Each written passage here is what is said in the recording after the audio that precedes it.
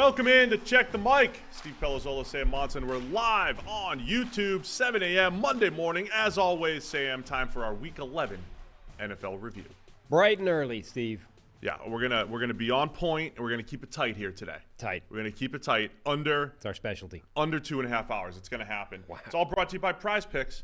Lineup didn't hit this week, but it's okay. We're having a great year over at PrizePicks. You guys can join as well. Download the PrizePicks app today. Use the code Check the Mic. You get $50 instantly when you play $5. I feel like my Jared Goff projection, taking his, more than his passing yard total, I feel like that should count double this week. How much more than did he have?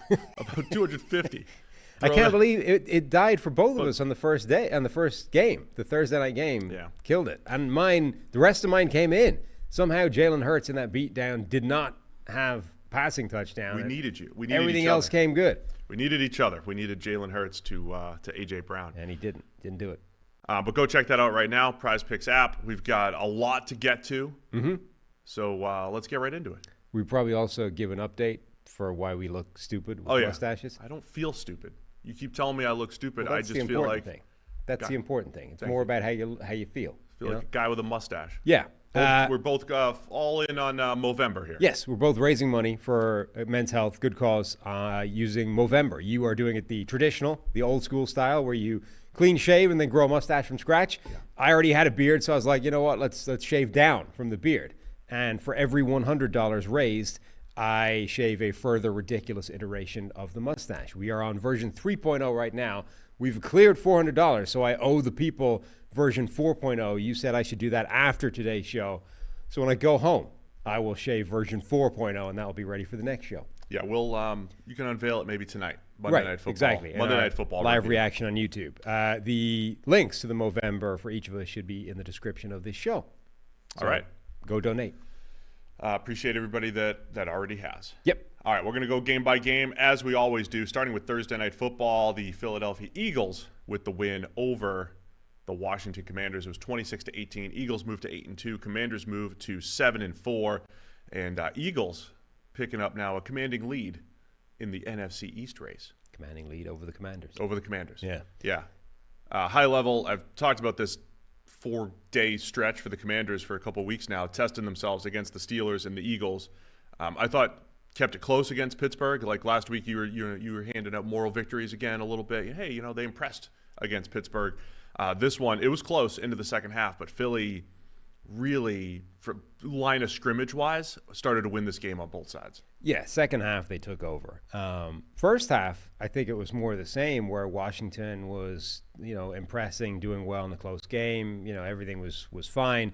The second half, Philadelphia just took over this game and went away. And it was the first game, I think, where Jaden Daniels and Washington came out of it diminished relative to how they went in.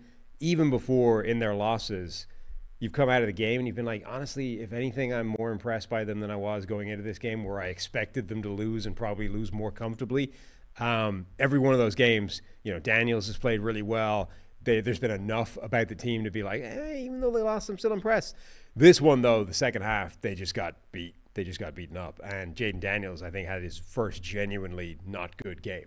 Yeah, this was the first time I was a little concerned, not even concerned, but unimpressed by accuracy, since week one, right? He had a kind of rough week one, didn't know what to expect, first game out there, and was outstanding since that point. But this game against Philly, missing throws, they were unable to get anything outside to the receivers. When they finally threw something on target, it was dropped.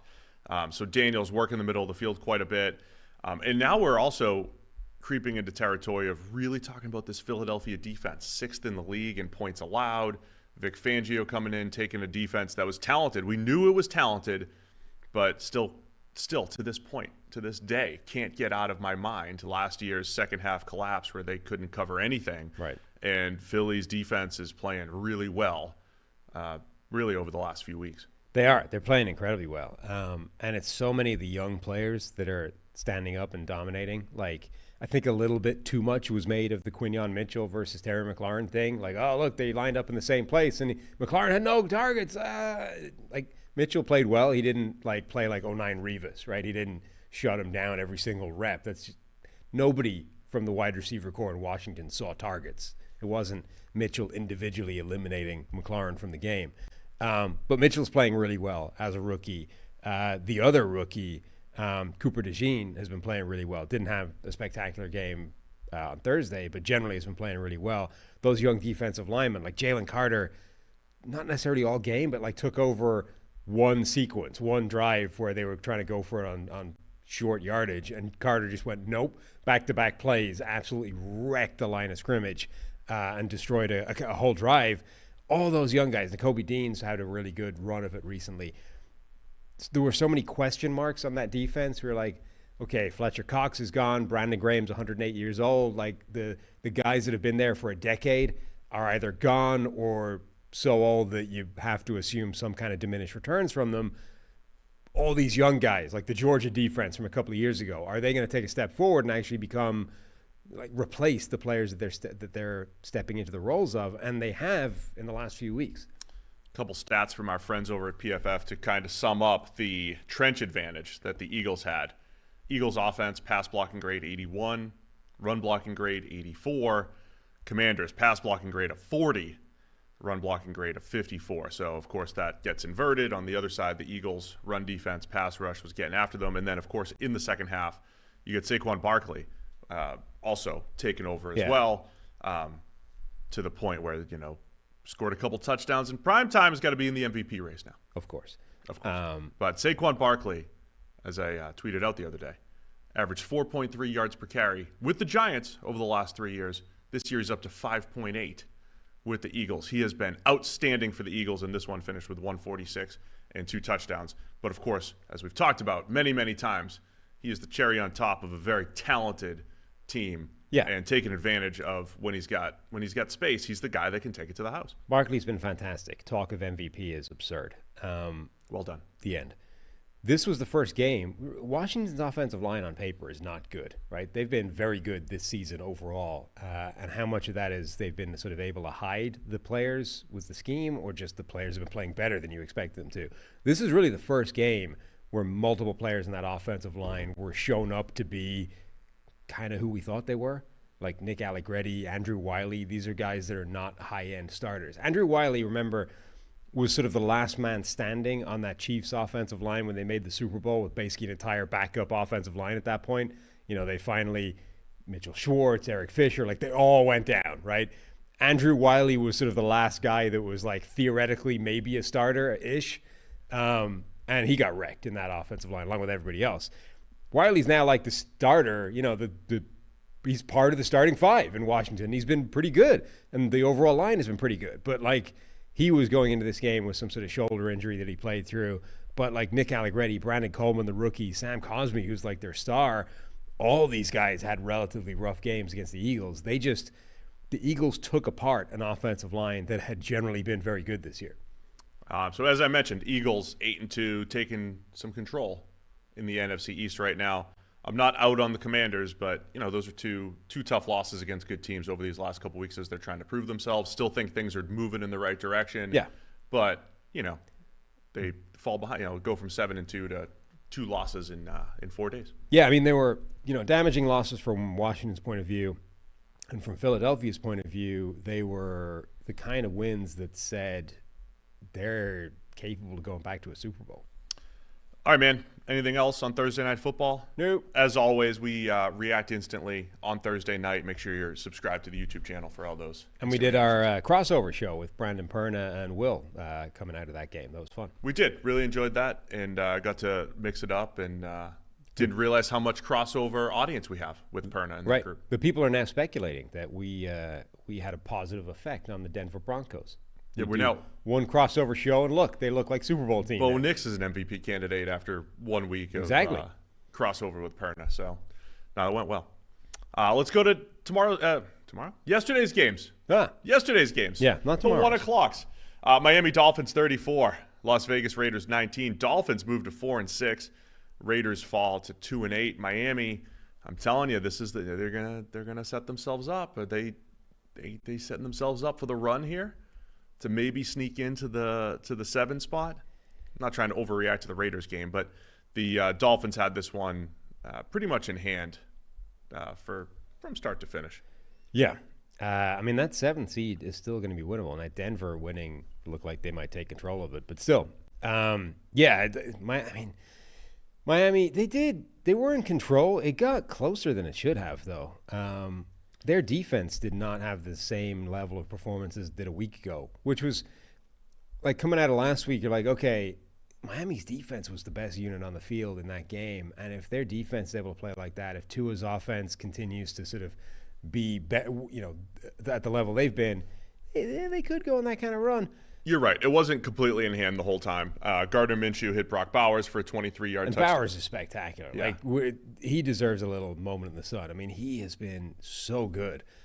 I don't know if people gave him enough hype at draft time. Obviously, everybody knew that he was really good. He was a top prospect. It's like, where do you rank him? But I feel like, I don't know if it was Kyle Pitts or just for some reason he didn't get that sort of transcendent hype and shine that he should have got relative. Like, he should have had the same conversation as Bijan Robinson, Kyle Hamilton, Kyle Pitts before him.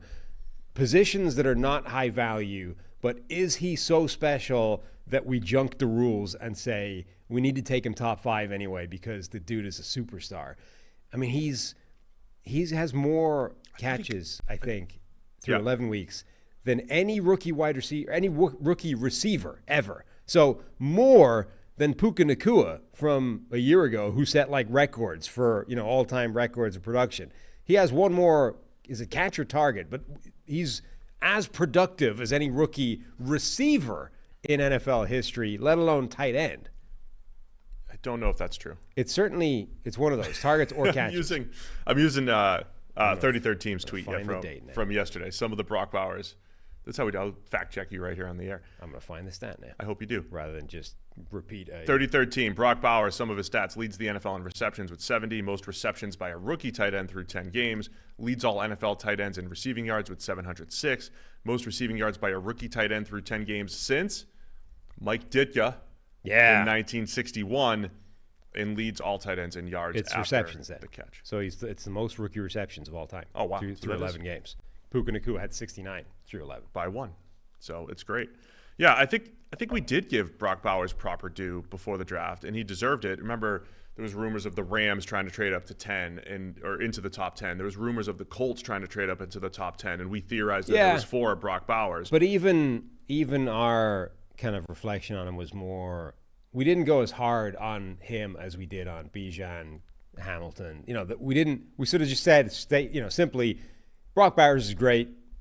It's obvious. Everyone agrees. Move on, right? Yeah. We didn't give it that, why is he not in the top 5 conversation? Like, why is he not going to go, number whatever? Like, we just sort of accepted his greatness and moved on, as opposed to looking at how transcendent that can be in what is a bad offense, like a bad team. He's doing this, setting all-time rookie records regardless of position in a crappy offense with 2 different quarterbacks. Yeah, I mean, I loved him. I loved Brock Bowers on film, and my only take coming out of the draft is that the Raiders taking him at 13 while everyone else was either getting their QB, getting a wide receiver 1, or in the Colts case at 15 getting the top defensive player on their board. Right. Was that the Raiders are sitting there with Gardner Minshew and Aiden O'Connell battling it out, and you're not going to feel the Bowers impact for a year. And I think that's where we are. We're going to feel this more when it's Shedeur Sanders, right. When there's a rookie quarterback in there next year, there's a veteran, when Aaron Rodgers is thrown to Brock Bowers, right? By the way, we spent a lot of time, really quick, talking about Brock Bowers at 10. Let's not dismiss this. That's a counterfactual I would love to play out in an alternate universe. What if, I still think Fashanu was a good pick for the Jets. Yeah. I do, however, really wish we knew what Brock Bowers within that offense looks like this year. He'd have 15 catches. And he'd be depressed. Right. Aaron Rodgers would be ignoring him every play. Don't sue me. In favor of throwing at one of his friends. From a Miami perspective, 3 touchdowns for Tua. Really nice, tight red zone scheme to open up Jonnu Smith for a touchdown. A coverage bust for a 57-yarder to Jonnu Smith. And then number of plays. Tua with a scramble drill touchdown to Tyreek Hill as well. That was nice. The number of plays where Tua sort of escapes and is like, there always appears to be it's probably just body language, but there always appears to be a slight element of panic once Tua is in the open field in space, in a way that there isn't really when it's Mahomes or, one of these other quarterbacks. But anyway, he's in space. Well, that's not his game. And there's sort of this area of, hurry, throw. And then he, obviously heaves a pass because he doesn't have a cannon for an arm. And you're like, where's this going? And then it lands in the arms of his receiver, and there's nobody within 15 yards of him. You're like, what? How does that happen? I mean, this happened last week or the week before as well, where the same thing happened. He got out, heave this pass, and it's Tyreek Hill, and there's nobody within 15 yards of him. You're like, I understand, even in a scramble drill, how the entire defense allows Tyreek Hill to just break loose into open space that much. I know it's the Raiders, but another example, when Tua is out there, offense elevated. Yeah. Devin Achane, by the way, looking really good these last few weeks. He is really good. Did we say it's Achane? What did we? Achane. So I had it right. He's looking good, really. Again, since week 7 or 8 or whatever, he's in the top 3 to 5 in pretty much every rushing category. So remember, the Dolphins had an awful running game early on. Things have turned around there. So, look, we thought the Dolphins would be good coming into the year. Tua came back, heartbreak loss against Arizona. They're sitting here at 4-6, and I think we should view them as probably as competitive as last year. They have the Patriots next week, Green Bay, Jets, Texans, all winnable games. See if they can make a little run here. Yeah, they're dangerous, and I think they've probably left it too late, or at least other teams are too far ahead and might actually now win a few games. I think that they had a realistic shot of maybe snagging that 7th wild card spot, the 7th seed, because nobody looked like they were going to take control of it. But that might be changing now with Denver. The other thing I'll say about this game is, for people like us, who cover the entire NFL, have to try and watch all of these games before Monday.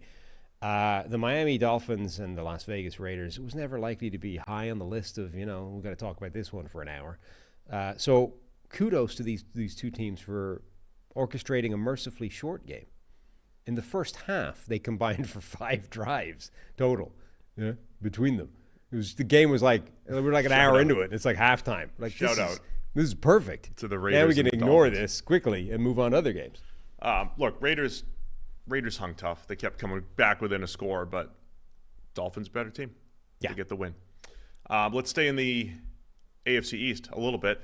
Los Angeles Rams 28, New England Patriots 22. Rams move to 5-5. Patriots fall to 3-8. Rams needed this one coming off the Monday night game against Miami, where they lost by 8. I thought it was a pretty solid back-and-forth game. We saw some pretty special throws from Matthew Stafford. We saw unbelievable diving touchdown by Puka Nacua. Yeah. Nacua finishes with 7 catches for $123. Cooper Kupp with 6 catches for 106. And then on the other side, another game-ending interception from Drake May. Drake, if you're a Patriots fan and the goal is be optimistic about Drake May, but really, still end up with a really high draft pick and maybe get Travis Hunter. Yeah. Drake May's playing that game pretty well right now. And friend of the show, Kurt Warner, he's on the show once. Friend of the show, Kurt Warner, said this is the best game he's ever seen from Drake May. So he was really impressed. And he was good. I was too. We're back to this. It's a little run now of being other than the back-breaking, game-defining mistake, Drake May played really well. And it sounds ridiculous, but I honestly think that's been true for a while. He's looked really good, but his mistakes are killing them. And that it's not necessarily a reflection on him. It's just that the Patriots generally are not very good. So if your quarterback makes a really bad mistake, it's probably going to be the difference between winning or losing the game. We had this big thing about, is the situation so bad that it was going to damage Drake May? I mean, so far it hasn't been. Here's what I think we underestimated with that discussion. I don't know who was on commentary in this game, but at one point they said, you can tell that Drake May is the youngest of four brothers. You know, he's been getting beat up his whole life. And when you think about it, right, have you seen his brothers, by the way? They're all huge. Oh, yeah. They're all like you, right? It's like a They've family. run some stories on how close the brothers are, and how like they're really tight and really close. Not like even a jealousy thing, like they're so excited to elevate their But Drake May youngest. genuinely looks like the little brother, Yeah. and he's huge himself, right? Like Yeah. he's a giant, massive athletic specimen, and he looks like the little brother in that family. It's like John Jones, right? Like the heavyweight champion of the world in MMA is the little brother of a trio of brothers where the other two were NFL players, right? So you see Drake May, the youngest of four brothers, and so he spent his entire like childhood getting beat up, right? He then spent his college career at North Carolina getting his ass kicked with a substandard receiving core and substandard offensive line, just generally less help than everybody else. You're saying he's used to this. I'm saying there might not be anybody more experienced at getting his ass kicked than Drake May by the time he hit the NFL. Maybe we underestimated the power of a lifetime spent getting beat up. You know, that's not a man that's going to get damaged by that. David Carr Can't probably figure that out never in had Top his Golf. ass handed to him until he reached the NFL. And I then see. suddenly it's a wildly new experience. Every week he's getting beat down, and the man just didn't know how to handle it. Drake May has been getting his ass handed to him since he was 3. So we underestimated that. Yeah. He's used to this. He is the most experienced person at getting beat up that's ever existed. Another game like I talked about in the Commanders-Eagles one, where if you just look at first-run PFF grades, these aren't necessarily finalized yet, but Patriots pass blocking grade in the 40s, Rams pass blocking grade in the 70s. Thought that kind of, summed up some of this, right? Not to directly compare, say, like Drake May to Caleb Williams. With Caleb Williams, a lot of times the PFF grading is way better than it felt in the game because you're like, man, I don't know. Caleb Williams feels like he's under pressure a lot. He's got these collapsing pockets. I think overall, and we'll talk about Williams in a bit, overall, Caleb Williams has made a lot of the pressure look worse this year. Right. Whereas I think with May, you're, again, outside of a couple plays here and there, it's like, wow, he's feeling it. He maneuvers the pocket really well. He gets rid of the ball quickly. So he was able to have a really efficient game behind a good pass rush from the Rams in this one. Yeah, no, he was. The offensive line didn't hold up particularly well. That young defensive line from the Rams, again, continues to just be really destructive. They were able to get after him. The Patriots did at least offset some damage by the offensive line by getting a touchdown to Darian Lowe. Schemed it up to Darian Lowe. Big man, touchdown. Really quick, there's a debate in New England about Alex Van Pelt, their like 10th option for offensive coordinator, if he's the guy for Drake May. Yeah. Because he's not, he doesn't have the best scheme in the world necessarily, but he's developed Drake May. He's been a part of that development in that little debate about what's best for Drake May going forward. Here's a fun data point. Actually, two of them are kind of interesting. So average time to throw for this game for Drake May, 2.5 seconds, 5.7 yards average at the target, right? So wasn't getting rid of it lightning quick, but was fairly short, wasn't pushing the ball down the field that much at all. For Matthew Stafford and the Rams, average time to throw, 2.29 seconds. So really fast, generally. And that's part of the reason why their pass protection held up really well. The Patriots defense wasn't able to make much of an impact there. Average depth of target at 2.29. What would you say that should be, generally? I'm in the stats right now, but okay. normally that's at 6, Yes. right? That's low. In this game, it was at 11.8. So the ball was coming out lightning fast and going far down the field for big plays. That's a recipe for problems from the defensive point of view facing that. I mean, Tua had this for a while, right? Where he was like the fastest average time to throw in the NFL and one of the highest average at the target because it was just carving everybody up. Like at one point, the Patriots dialed up cover 0 with a guy, Jonathan Jones, I think, covering Cooper Kupp one-on-one with like off coverage down. It's like, that's genuinely suicidal as a coverage scheme. Well, Stafford only pressured on about a quarter of his dropbacks. That's low. And early second half, New England tried to mix it up. They said, hey, we're not getting any pressure on Stafford. Let's get after him. They go all-out blitz, and it's just – I tweeted out the other day, I thought Stafford to Kupp is the most aesthetically pleasing connection in the NFL. That's my own opinion. Like, it's just pretty when it works, and it was that, right? It's just Stafford feels it, puts it out into a beautiful spot where only Kupp can catch it, and he takes it the rest for the 69-yard touchdown because it was kind of it's an all-out blitz. You're hanging everybody out to dry. So there's that play.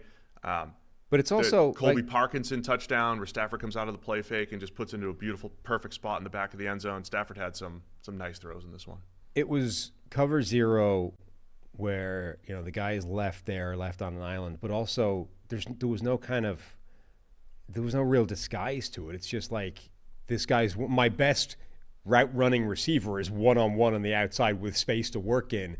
This is pitch and catch. Like, this is just an easy, it's a gimme. Todd Bolzian. Yeah, it's just like, it's genuinely suicidal defense. Like, okay, maybe a young quarterback might hold on to the ball long enough to wait and see. Matthew Stafford's seen that a million times. Like, if you give him that look, he doesn't care. He's putting the ball in the air and trusting the cup's going to get there. And if he does get there, it's a touchdown. So, yeah, I thought Stafford played a pretty clean game. Again, when you have Puka Nacua, Cooper Kupp out there, you have Puka, I think he knocked the wind out of himself with his diving touchdown. He just continues to make special plays. Disappointing Rams effort on the Monday night game against the Dolphins, but they bounced back nicely offensively here. They were much better in pass protection than they were against the Dolphins. And, hanging tough now in the NFC West. It's going to be tight with those top 4 teams there. Another really good game from Cam Kitchens, the rookie safety from them. Yeah, he's the latest in a group of safeties who run in the 4.6s. Is that where Kyle Hamilton ended up? No, I think he was a 4.5. He was slower than expected, whatever it was. But it's he didn't have Hufanga with the Niners, ran in the 4.6s, Cam Kitchens. So technically, I'm correct that Hamilton did get into the 4.5s, though in spirit, you were correct because he was 4.59. Yeah, no, that's 4.5s. That's 4.5s. It's the second digit's the most important. The other thing about Kitchens is he was terrible in his final year. Like, he had a really good season before coming out, and then his last year, he was awful. Like, you watch his tape, and it's honestly amazing that he was at the center of every play that went wrong, and somehow just it's like a wide variety of ways to screw up the play. It was amazing. But I kind of liked him as a prospect because you're like, okay, it's impossible to be that bad every year, right? That's just a weird confluence of doing everything wrong. But the previous year shows he's at least capable of being really good. So I kind of liked him as a day 3 sleeper, as somebody that let's assume that last year is not going to get repeated every year and take a shot at the year before. Yeah. Last note on this one, Christian Barmore did make his return. We mentioned that in the preview show. Had the blood clots earlier in the year, played 21 snaps. Good to see Christian Barmore back for New England. Again, they moved to 3-8 here, but I still think, we're going to talk about Drake May for the rest of the year for New England here and his development, and I continue to see him elevating subpar pass blocking, below average group of pass catchers, and I think overall that's encouraging. And once they get some players around him. Mm-hmm. And like I said, Rams right in the thick of it in the NFC West, sitting there at 5-5. All right, got to tell you about our friends over at Harry's. In pro sports, even a little edge can be the winning advantage. And in shaving, Harry's gives you the sharpest edge with their razors. So I got my straight razor from Harry's. Yeah, we've both been sent some Harry's goodies. I've been using it to craft this majestic mustache. Look at the precision around that This is the thing. That's beautiful. It's not easy. I forgot what a pain in the ass it is to shave your face every day, which you need to do. Otherwise, you end up looking. So there's a fine line between, distinguished mustache and like trucker, where the bristles get out there and it just looks scraggly. So I've been using the Harry's to keep it all neat, and it's good. It's good stuff. Well done, Sam. Because again, I haven't needed to shave, but Harry's came in clutch for Movember. This is great. German engineered blades. They made in their own factory. They can stay sharp longer. I love the packaging and everything. It's all classy, right? Class it up with Harry's. They got customizable delivery options for scheduled refills as low as $2. That's half what you pay for the other big brands.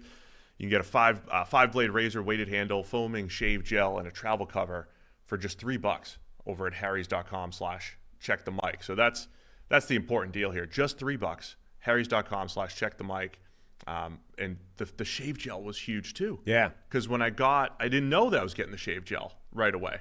Got the razor. I'm like, I haven't needed shaving cream or gel for a while. Same. They had it. It's protecting my face. I would not want to be shaving this mustache thing without shave gel. Like when you've got just a beard, you just gotta tidy up the neck bit, and you can after the shower, you can just go over that with a razor and it's, light enough. You don't need shaving gel for that. If you're doing the whole face and the chin and stuff, you need the shave gel. You need it. So Harry's has the highest customer satisfaction in the shaving industry. You get a no-risk trial. If you don't like your shave, no worries. It's all on them.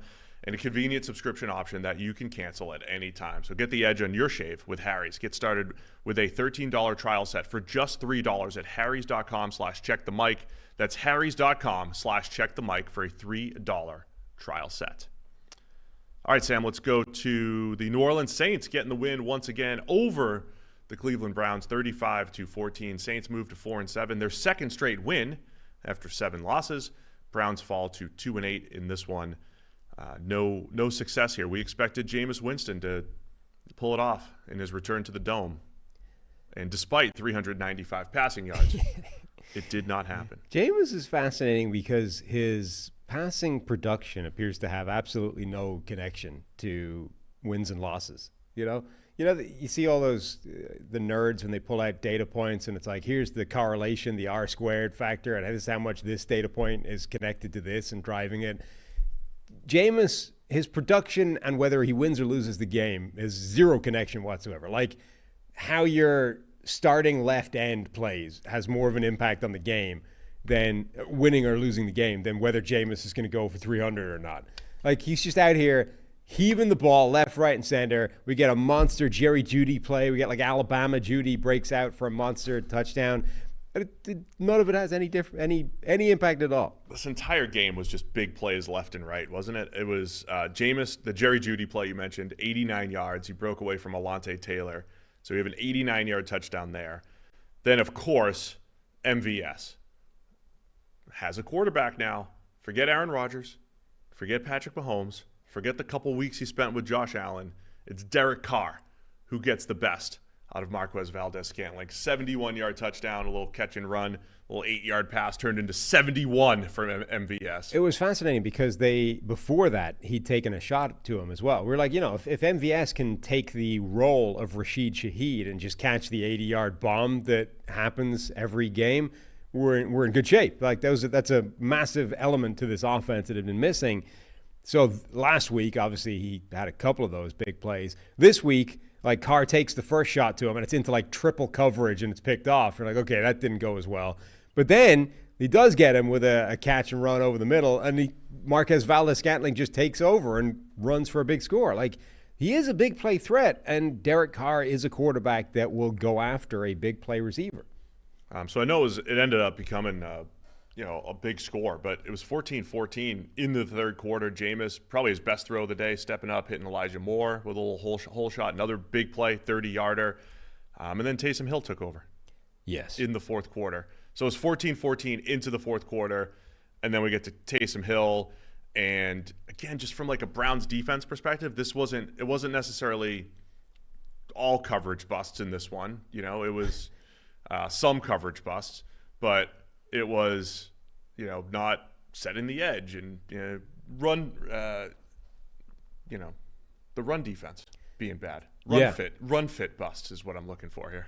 This was an insane game for Taysom Hill. This was really the game that I imagine Sean Payton had in his brain when he gave him the monster contract and was like determined that Taysom Hill was going to be the future at quarterback, and everyone was mocking him for being insane.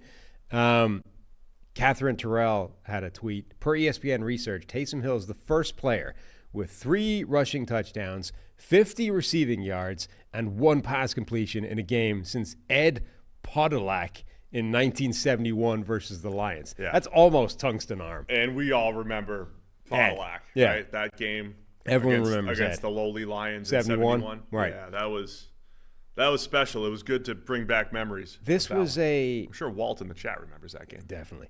This was like a high school game, where your best athlete just does everything and wins the game for you. Like that doesn't tend to happen in the NFL, and it did. Like Taysom Hill just did everything in this game. Andy threw a pick. Add that to the mix. He's got to be you think Ed threw a pick back in 71? God, no. Doubt it. I love the fact that it's like and had a completion. He went 1 for 2 for 18 yards. It's all right. No, Taysom Hill, 8 catches for those 50 yards. It's games like this. We've been talking about the Taysom Hill experiment for 5 years now, by the way. It's right, or 6 years.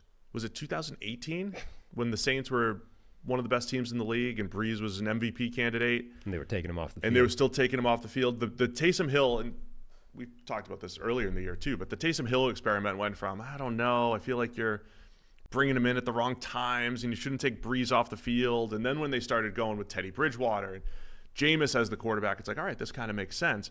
But you're right. I mean, this game, earlier in the season, some of the games with Taysom Hill, when they were using him this year, more as a running back, not as a quarterback that moves around, but more of like a running back that moves around, it seemed to make sense a little bit more. It's games like this that make me say, I want a Taysom Hill on my team. Like, I get it. There's games like this that make me say, I want this guy. I want one of these guys. We're going to look in the draft, and every single guy that can block and catch and throw the ball a little bit, we're going to say, next Taysom Hill. Like Justin Fields when we get to the Steelers game. Next Taysom Hill. Do that with him. But, it's a unique skill set, and he's, pushing his mid-30s. Yeah, and he was the guy that made the huge play at the end to, just bust through the entire defense. Like, short yardage, they line him up with the sort of direct handoff deal, and he just plows through everybody. You're not getting... It's Ed Podolak. Ed Podolak, it turns out, has an even better mustache than you. Oh, I see. I thought you were just... Oh, that's... Okay, I got That's it. Ed.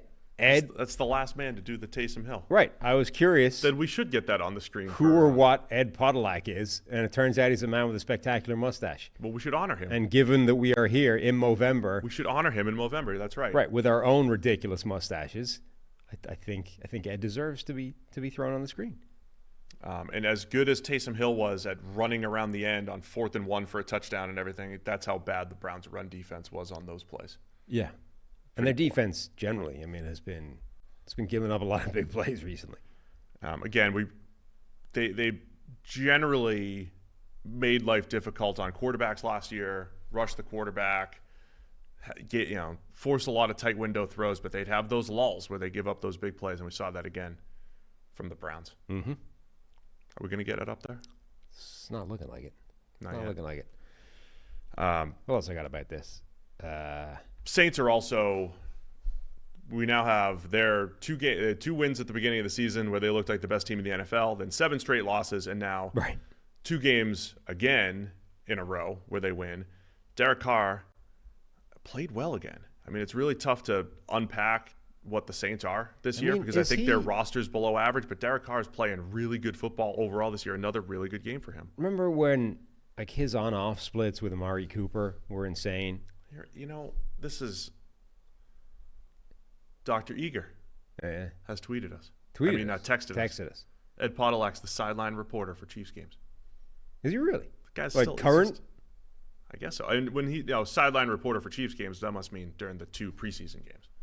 Right. Well, unless it's radio. No, it could be like the local. Anyway. Good for Ed. Is Derek Carr just... There you go. Look at Ed. He's a legend. Look at that mustache. There we go. There it is. That's Ed. There's all three mustaches. We just want to honor Ed during Movember here. This is like it's like a like the human evolution chart where it's like... Could you cross your arms and smile so we just get a... That's good.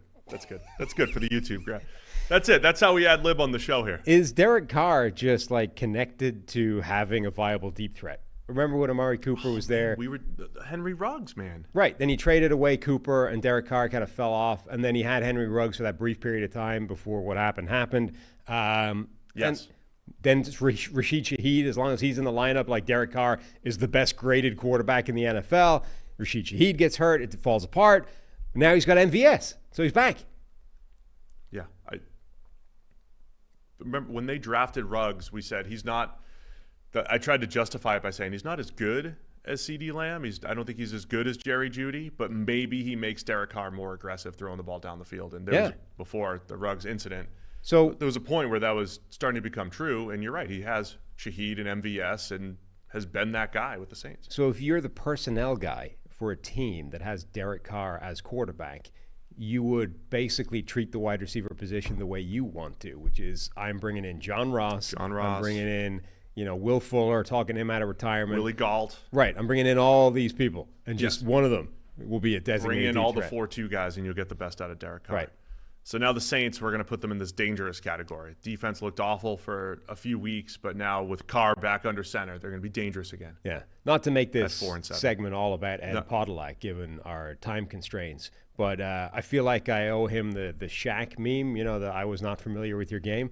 Podolak was inducted into the Kansas City Chiefs Hall of Fame in 1989. He's in the Iowa High School Athletic Association Hall of Fame, the Missouri Sports Hall of Fame.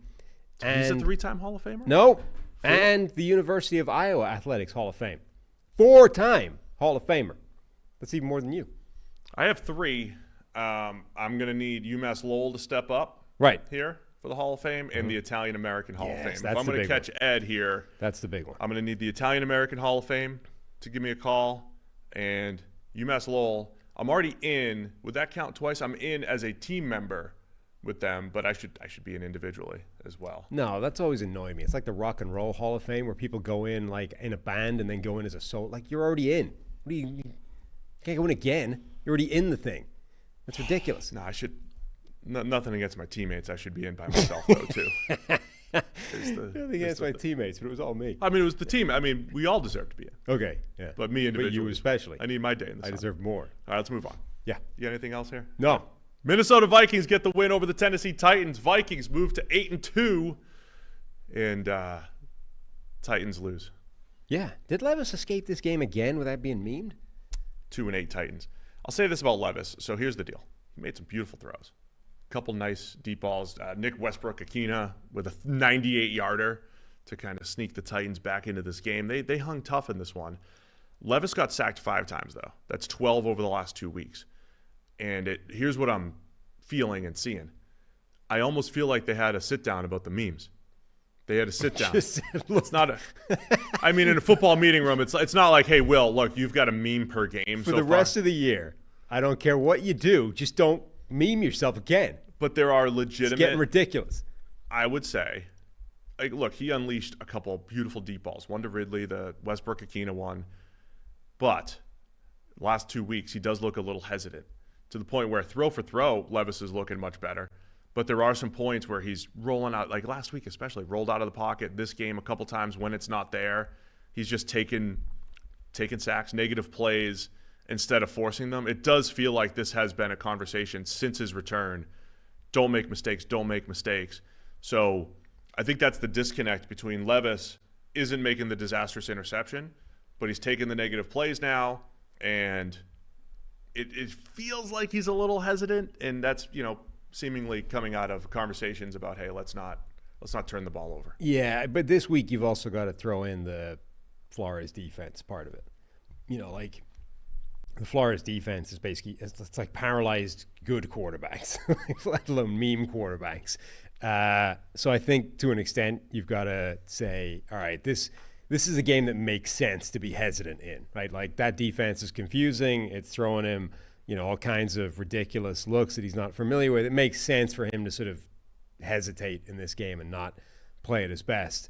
But he did make a couple of really nice throws. And honestly, it's another game where, it didn't end up ultimately going that route, but like the Vikings were dominating this game. And then that bomb to Westbrook-Akina, where actually this is one occasion where the offense beat the defense schematically. Like they isolated Josh Metellus, the safety, one-on-one with an outside wide receiver deep down the field.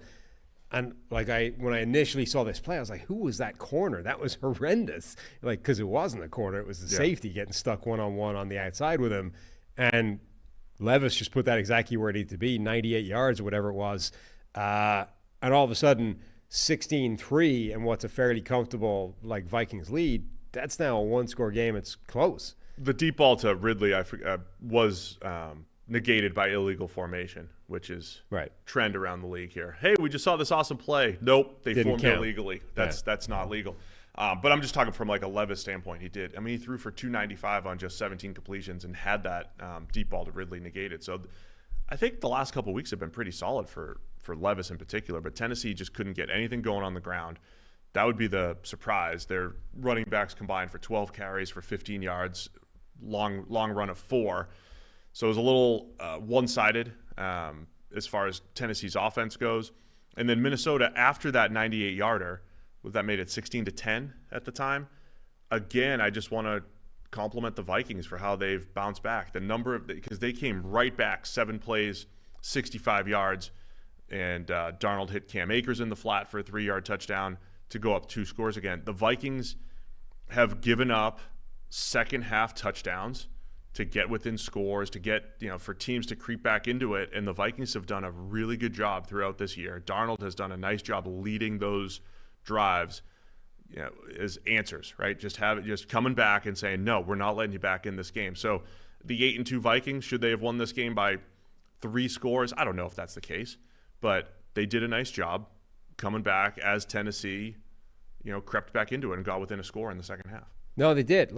It was an impressive game for them to not let it get away from them. It could easily have, but this was, I guess, an impressive game to stave off. Because remember, the other thing is, we were saying, look, Tennessee's defense is good. It's not a bad unit.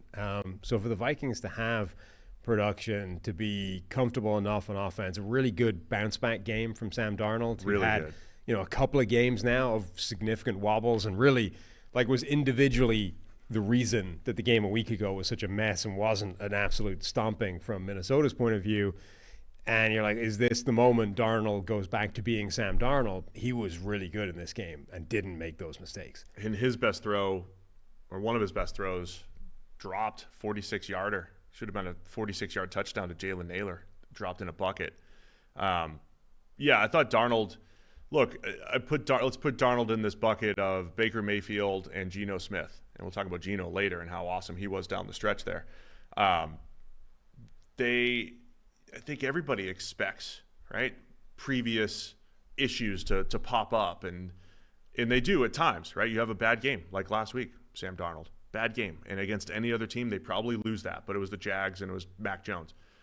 But the ability to bounce back, to have the amnesia, to forget bad games, that's a huge. I think this is a huge indicator that the Vikings can win big games with Sam Darnold, because he was so bad last week and he came back this week and played much better. Got the ball down the field. They hit that dig route to Jordan Addison for 47 yards. To me, that's like the staple throw this year for the Vikings, and Darnold over the middle, the deep in cut. Addison took it for 47.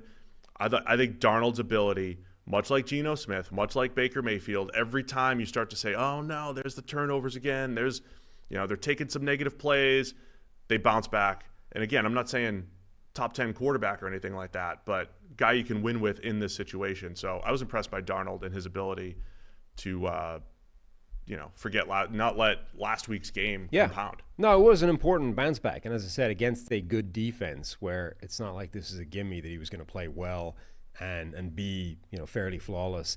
One other thing I've seen the Vikings fans complaining about is relative lack of playing time for Dallas Turner, their first-round pick, the guy they traded up to get. It's a fair point in terms of he's not playing that much right now. The obvious rebuttal or reason for it, I guess, is, who are you taking off the field? Like, Jonathan Grenard has been spectacular. Andrew Van Ginkel is making plays constantly. It's not that much space to get him on the field. Pat Jones with 44 snaps yesterday, but he played well. Yeah. He's been okay this year. Right. But it's like a rotational edge. There's not that much room for him to be on the field making an impact. I also thought Turner of the three was the furthest behind between Jared Verse and Laiatu Latu. Yeah. Right? I guess the one... I think he could be more of a designated pass rush type. But only 12 snaps for Turner, and that's kind of been the standard 10 to 12 snaps a game for him. Yeah. Probably the most limited, I guess, of those three guys. Like, Latu was the guy with the incredibly developed suite of pass rushing moves, incredibly sophisticated technique, versus just this monster power player that's going to play immediately. Turner was more of a kind of project, I guess. It's a little overstating it, but you know what I mean. The two guys, Van Ginkel and Grenard, two of the best free agent signings this offseason. Yeah. So those guys have been great as the starters. Also want to shout out Blake Cashman, back last week as well, making a ton of plays, flying around as a pass rusher, played well in the run game. Cashman another really good addition to this Vikings team. Remember, I think this might have been just to you, but like you joked earlier in the season, the on-off splits with like Taysom Hill, right? Taysom Hill's like the most important player in the NFL. And after this week, maybe it's true. The on-off splits for the Minnesota defense with Blake Cashman are insane. Like when Cashman is on the field, that defense is the best defense in the NFL by a margin and looks unstoppable. When he's not on the field, it's been exposed a little bit. That still feels noisy, as in not actually a thing, but so far he does seem to make a huge difference to that defense. On-off splits, never noisy. No, always never. buy into them. They're good narrative drivers. There was a fascinating agents would love them. Yeah, fascinating play in this game. The touchdown to Addison. It never ceases to amaze me in the NFL. Like the fine margins, that Al Pacino speech, the game of inches. Multiple Titans defenders were like inches from getting to Sam Darnold and killing that play dead for a sack. He just gets it out of his grasp before they get there. Ends up hitting Addison, and he ends up running through the whole defense for a touchdown. It's like that play was inches from being a huge positive play for the defense and ends up being the worst play you can have as a defense. We give up a touchdown. Just it's so fine, the margins at this level on a consistent basis. It really is. It's a tough one for the Titans, I think. But I know they gave up, some players, Nuke Hopkins and Ernest Jones and everything, but I feel like they've played decently the last few weeks, and they're just not even close in some of these games. So, good job by Minnesota taking care of business, moving to 8-2. I did look up really quick the Sam Darnold, that dig route over the middle, the deep in, the 15 to 25 yard range. He's third in the league in passing yards this year on that route. Number one in the league, though, is Jared Goff, who had some of those in this game. Detroit Lions. Oh, that was a transition? That was. Night. 52.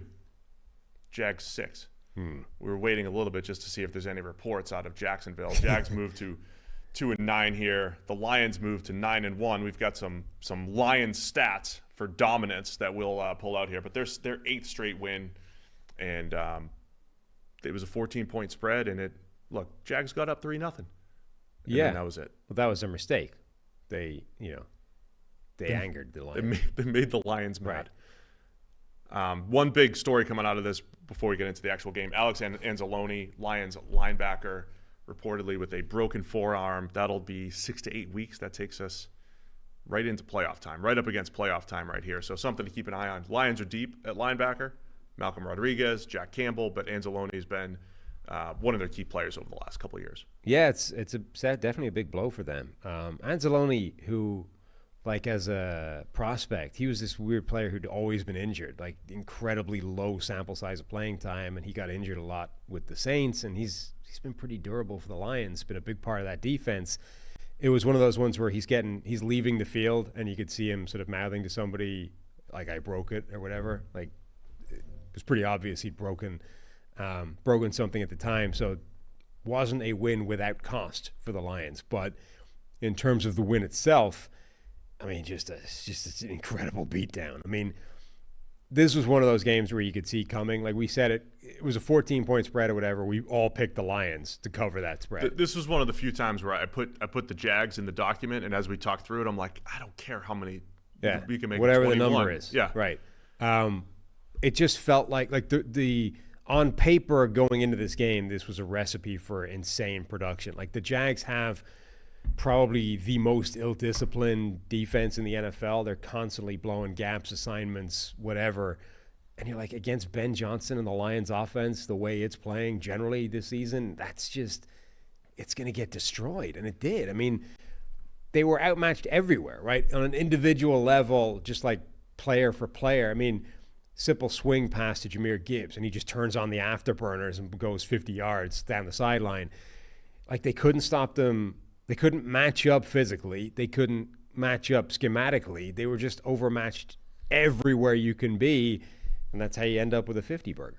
It's also sometimes the Lions, they have that juggernaut type of feel. They just play the whole 60-minute game. Their first 3 touchdowns were all on the ground, and so they're up 21-3.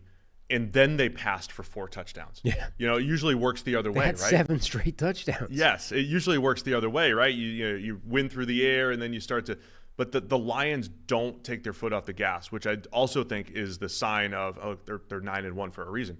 But that's the sign of juggernaut type of teams, right? That's the sign of teams that are going to go far into the playoffs. Amon-Ra St. Brown with 11 catches for 161 and 2 scores. Jameson Williams had that.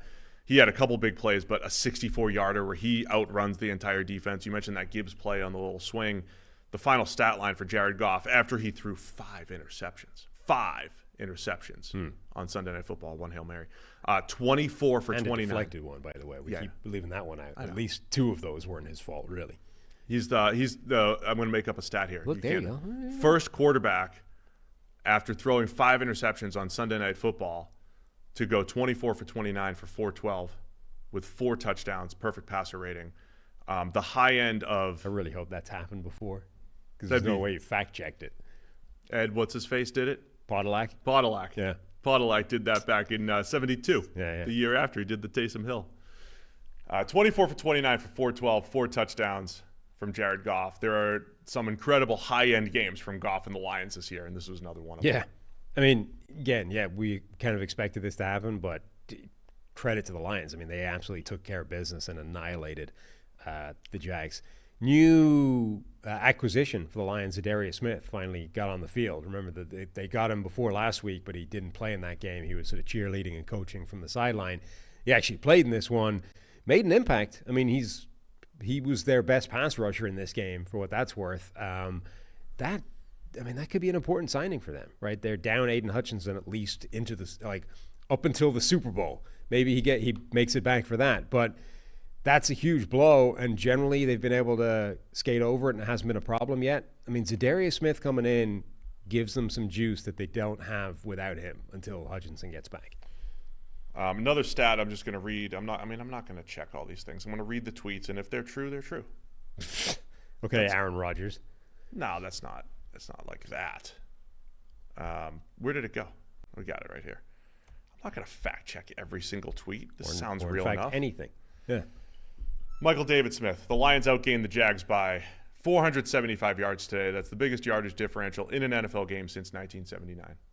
Now, I don't know if that implies that there was a game in 1979 in which this happened, or if that's simply how far back his research is going. But I assume it is. We just stopped checking at 1979? Maybe he's got a limited database, limited access. I don't know. Yeah. Because I see Aaron Schatz asked him which game in 1979 had a larger differential. And, they found it. Oh, it was Rams. Whoa, this is fun. The Rams in 1979 outgained the Seahawks 475 to -7. See? -7 yards in a game on offense. Seahawks. Yeah. That's not good. Checking the box score now. They lost 24-0. The Rams only scored 24 with that many yards. Let's see. This will be fun. Let's just read old box scores here. Yeah, this is great content. Pat Hayden, Rams quarterback, 17 of 21 for 172. I'm more interested. No, forget that. I'm interested in the Jim Seahawks. Zorn. I had a feeling it was Jim No. Zorn Seahawks. He goes 2 for 17. Yeah. For 25 yards. He had 25, so they lost 30-something yards on. They had -30 passing yards because he had 55 yards lost on sacks, Okay. 6 sacks. And then Sherman Smith was the leading rusher with 7 carries for 16 yards. That's not impressive. good. Steve Largent had the only 2 catches for Seattle. God, that was a game where Largent was in. Put him in the Hall of Fame again for going to the Hall of Fame after playing through this. Yeah. That's impressive. What did they run for? The Rams. They ran for multiple runners had over 50 yards. So there was a ton of insane stats coming out of this Lions game. Obviously, you mentioned the yardage one. There was the one we mentioned before. They had 7 straight touchdown drives. I can't remember the last time that happened, but it was a long time ago as well. But maybe the best one was the simple one that the Lions put out, which is the Lions are off to their best start to a season since 1934. Wow. This is pre-war that you have to go. That was when Tungsten Arm was playing. Tungsten Arm. Yeah. Yeah. 1934. That's a long time ago. Yeah. Good for the Lions. 90 years.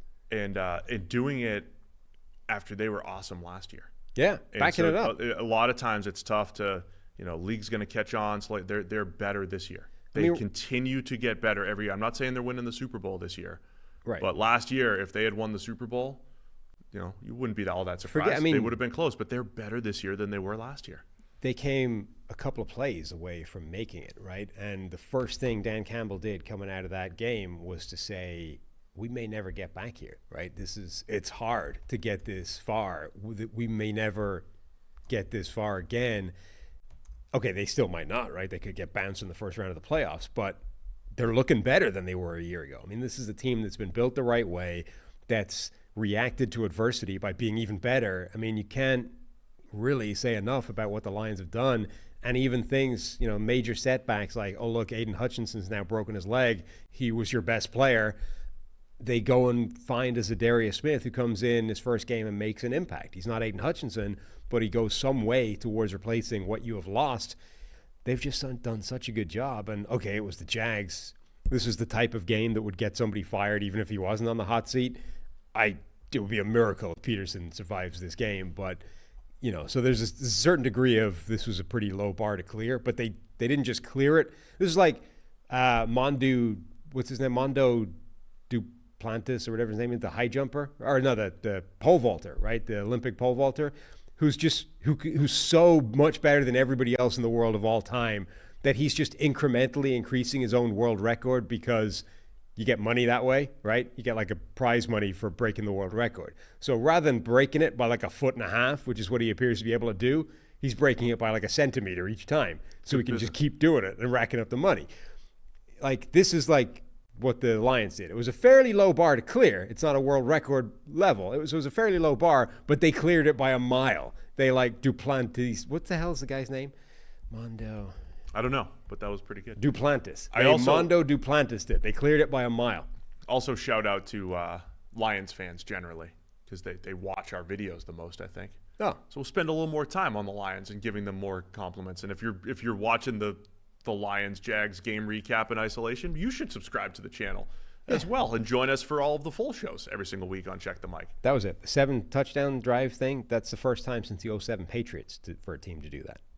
Was that the Washington game? Doesn't matter. Point is, the 2007 Patriots, arguably the best offense of all time. Yeah, that's pretty good. The Lions just did what they did. Lions are a juggernaut.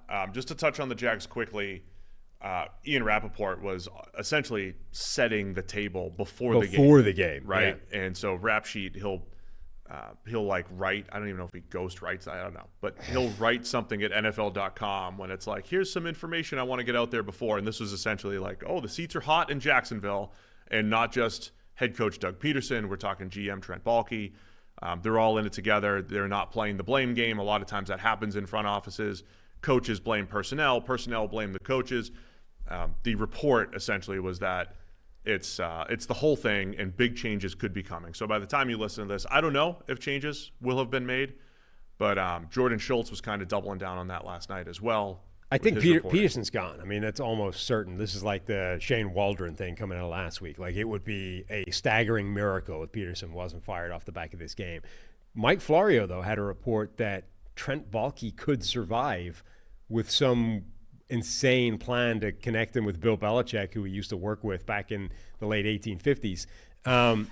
And, this could be a combination going forward. I'll deliver Belichick. Keep me here. Keep me here. What a job that would be. I mean, that would be Trent Baalke's finest achievement if he managed to survive this by convincing Shad Khan. Trayvon Walker wouldn't put a snap, wouldn't play another snap for Bill Belichick. Either that or Belichick would turn him into the greatest defensive player in the NFL. No, Walker. I'm going to take away all of the things that you don't do well and just restrict you to this one freak show thing. He doesn't stay to the level of the quarterback when he rushes the passer. He lets him out every single time. Anyway, Lions dominant. Good job. Keep an eye on the Jags. Yeah. Is that all I have there? Next. Oh, no. It's PrizePicks time.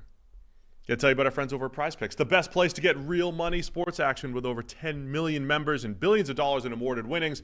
PrizePicks has made daily fantasy sports accessible to all. You just pick more or less on at least 2 players for a shot to win up to 100 times your cash. Download the PrizePicks app today. Use code CheckTheMic. You get $50 instantly when you play $5. That's code CheckTheMic on PrizePicks to get $50 instantly when you play $5. Don't even need to win to receive that $50 bonus. It's all guaranteed.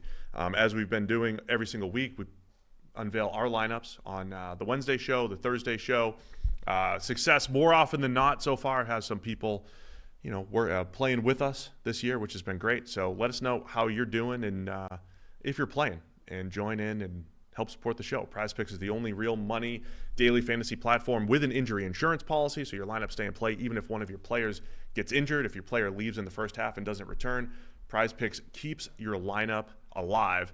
And PrizePicks puts its members first, so all withdrawals are fast, safe, and secure. When our picks hit, you get the money as quickly as 15 minutes. So download the app today. Use code CheckTheMic. You get $50 instantly after you play your first $5 lineup. Again, check the mic, $50 instantly. PrizePicks, run your game. Indianapolis Colts over the New York Jets. Wow, what a game. 28-27. Colts move to 5-6. Jets fall to 3-8. A lot to discuss in this one, Sam. I thought it was Anthony Richardson's best game as a pro. Wow. Best game as a pro. And he did it in his return after getting benched for Joe Flacco. It was an interesting back and forth game because the Colts are up 13-0. Then the Jets took control, right? The Jets couldn't do anything early on. Colts were moving the ball, putting the ball on the board, putting points on the board. And then early second half, Colts were unable to move the ball. Jets had this thing in control. They were up 2, kick a field goal to go up 5. And then Anthony Richardson leads the game-winning drive for the Colts to go up 28-27. They fail on the 2-point conversion. Jets had one last chance, Aaron Rodgers with a fumble, and that was pretty much it. Yeah, and I don't want to overstate this because it's not like it was entirely through the air, but it wasn't the way we were saying going into the game that he could have a huge impact, which is, hey, Richardson actually makes some sense in this game relative to Joe Flacco because he adds to the run game. The Jets haven't had a good run defense so far this year. Like the team, the Colts as a team, did not have a huge day on the ground. Richardson did this largely through the air. Now, he also stiff-armed a defensive lineman, trucked a defensive back to get into the end zone. So it's not like it was entirely through the air. But the bulk of the production from Richardson was as a passer, not adding to this unstoppable juggernaut of a ground game that steamrolled the Jets. This was, I'm telling you, throw for throw with Richardson. You're right. I mean, I expected the run defense to be an issue when we put our PrizePicks lineups together every week. I keep an eye on the Jets' run defense, to take players that are playing them. They did a much better job than they had previously. They also got some pressure on Anthony Richardson. That didn't matter. He was 9 for 13 for 145 when under pressure. He was making pinpoint throws into tight coverage. Again, nothing's perfect. He missed a couple. He did fumble in the pocket. Throw for throw, some of the passes that he made, though, absolutely outstanding. There was several deep crossing routes, one-on-one coverage where he's putting the ball helmet high. I know he's always had a cannon for an arm, but it may have been even better yesterday, the whippiness and ease that the ball came out of his hand. And I thought it was outstanding. And they did a really good job. Even just simple plays like 3rd and 2 comes out on a bootleg. The Jets played it well, and he had to put a little extra on it to get it out there for an 18-yarder to Mo Alley Cox. Mo Alley Cox had to go down and get it. But plays like that where I thought the tools of Anthony Richardson showed up. But the biggest criticism for him, little decision-making, mostly accuracy. And again, he missed a couple here and there, but overall, unbelievable accuracy from Anthony Richardson into some tight windows in this game, including on the game-winning drive, a little pump and a hole shot down the sideline, put it right on his receiver. It was outstanding from Richardson in this game. Yeah, I mean, you said it best last night that this was the first game of his where the box score just looked normal. Right? Yeah, it was a good all-around game. Yeah, look at it. He completed 2/3 of his passes. His adjusted completion rate was 85%. I mean, these are normal, good quarterback numbers, not the 40% completion rate or whatever that he's been plowing at the last few games. General, 20 for 30, 272 yards, a touchdown, no interceptions. This was a good, clean, normal passing game for Richardson, which shows that he's at least capable of it, right? Which is the important thing. I mean, now you got to do it consistently, and you've got to have a season that looks like this instead of a one-off game. But we're not destined for this crazy 45% completion rate quarterback who has to survive off freak show, like cannon, big play, down the field, 70-yard chunk plays. He is at least capable of a normal quarterback game where he just looks good. Yeah, this was look. I was so impressed, and it's one game coming out of the benching for 2 weeks, but I just thought he was doing stuff in this game that he had, as you said, only shown flashes of. Right, you could pull out from his career, this pinpoint deep crossing route, this off-platform throw that he put it on a guy, but this year has been marred by open throws, bad misses, and some bad decisions with the ball in his hands, and you didn't get that in this game. And then you get the run game component where you pick up 5 here, you pick up 6 there, and you can run QB sweep on 3rd down for the game-winning touchdown, right? So that is the balance that they're looking for. Not saying he's going to become Josh Allen, but of course that's, the comparison was there as far as physical tools and the fact that Josh Allen took 2 years to develop. And then you when you get into the Chiefs game and it's like, hey, on 4th and 2, Josh Allen can just out-athlete and be better and Superman better than everyone else on the field. I'm not saying Richardson's there yet, but you see elements of that. And but the foundation has to be hitting the open throws. Josh Allen became a superstar when he started hitting the open throws. When in tight window throws too, but just his accuracy improved. If Richardson can continue to build on this, then the Superman stuff on the side can make him special. So let's just take it one game at a time. But for now, the story's the Jets collapse, but it's also Richardson making these throws more consistently than any other game of his career. And then when they gave up the lead, or when they're down and need a touchdown, he's doing a pump fake and dime. I mean, leading the team down the field, hitting a seam route to Josh Downs, made huge throws on a game-winning drive. Just a massive game for Richardson and the Colts and what he's capable of. He was spectacular. Josh Downs was amazing. Yes. A.D. Mitchell is so close to this insane breakout dominant. Like, he is so physically special that if you can just get him the ball more. Like, he has one catch in this game, but the one catch, you're like, dude, if you can do that a couple times a game, we are in dominant territory. And those are two guys completely outside of, Michael Pittman, their number one receiver, theoretically, and Alec Pierce, the designated deep threat, is going to have some big plays. Like, there's some talent on this offense for them to really roll. Couple other things from this game, and then we have breaking news that we need to get to. But this was probably the worst game from Aaron Rodgers for maybe the season. This is the game that everyone thinks he's been having every week, where he just didn't play well. I mean, he had one horrific turnover-worthy play early in the game where he just missed the guy by 5 yards behind him. Just no pressure, drops back, whips the ball out there, routine pass to Garrett Wilson, and it's not even in the same zip code. Wilson tries to stop, get back to it, and can't even get a hand, can't even get to it. It's so bad. And then he had a Will Levis meme play where he tries to I'm under pressure, tries to swing it around behind a defender and laterals it instead. Unbelievably terrible game from Rodgers. And now in this season of sad trombone Jets misery, he's got Jay Cutler, energy, Jay Cutler was this, all the memes of Jay Cutler with the cigarette dangling out of his mouth. It's his body language always looked terrible, even when he wasn't acting that way. Rodgers just looks miserable out there. He looks like he's not interested. He looks like the season is where it is. Let's finish the entire game before we get to the breaking news. Yeah. But, I thought, you're going to look at Rodgers' stat line and not see what you're seeing. 22 of 29 for 184. I mean, that's not high production, but two touchdowns, passer rating of 114.7. But he missed the open. His first turnover-worthy play was missed by a mile. The fumble that you mentioned, and then the offense didn't get going until Breece Hall took over. Yeah, it is the way I've been trying to describe this Jets offense. And I know other teams have just great players who take over, but the Jets offense can't do much unless Garrett Wilson just is special. And in this game, if Breece Hall is special, he takes a little check down, 29 yards, weaves through the defense for a touchdown.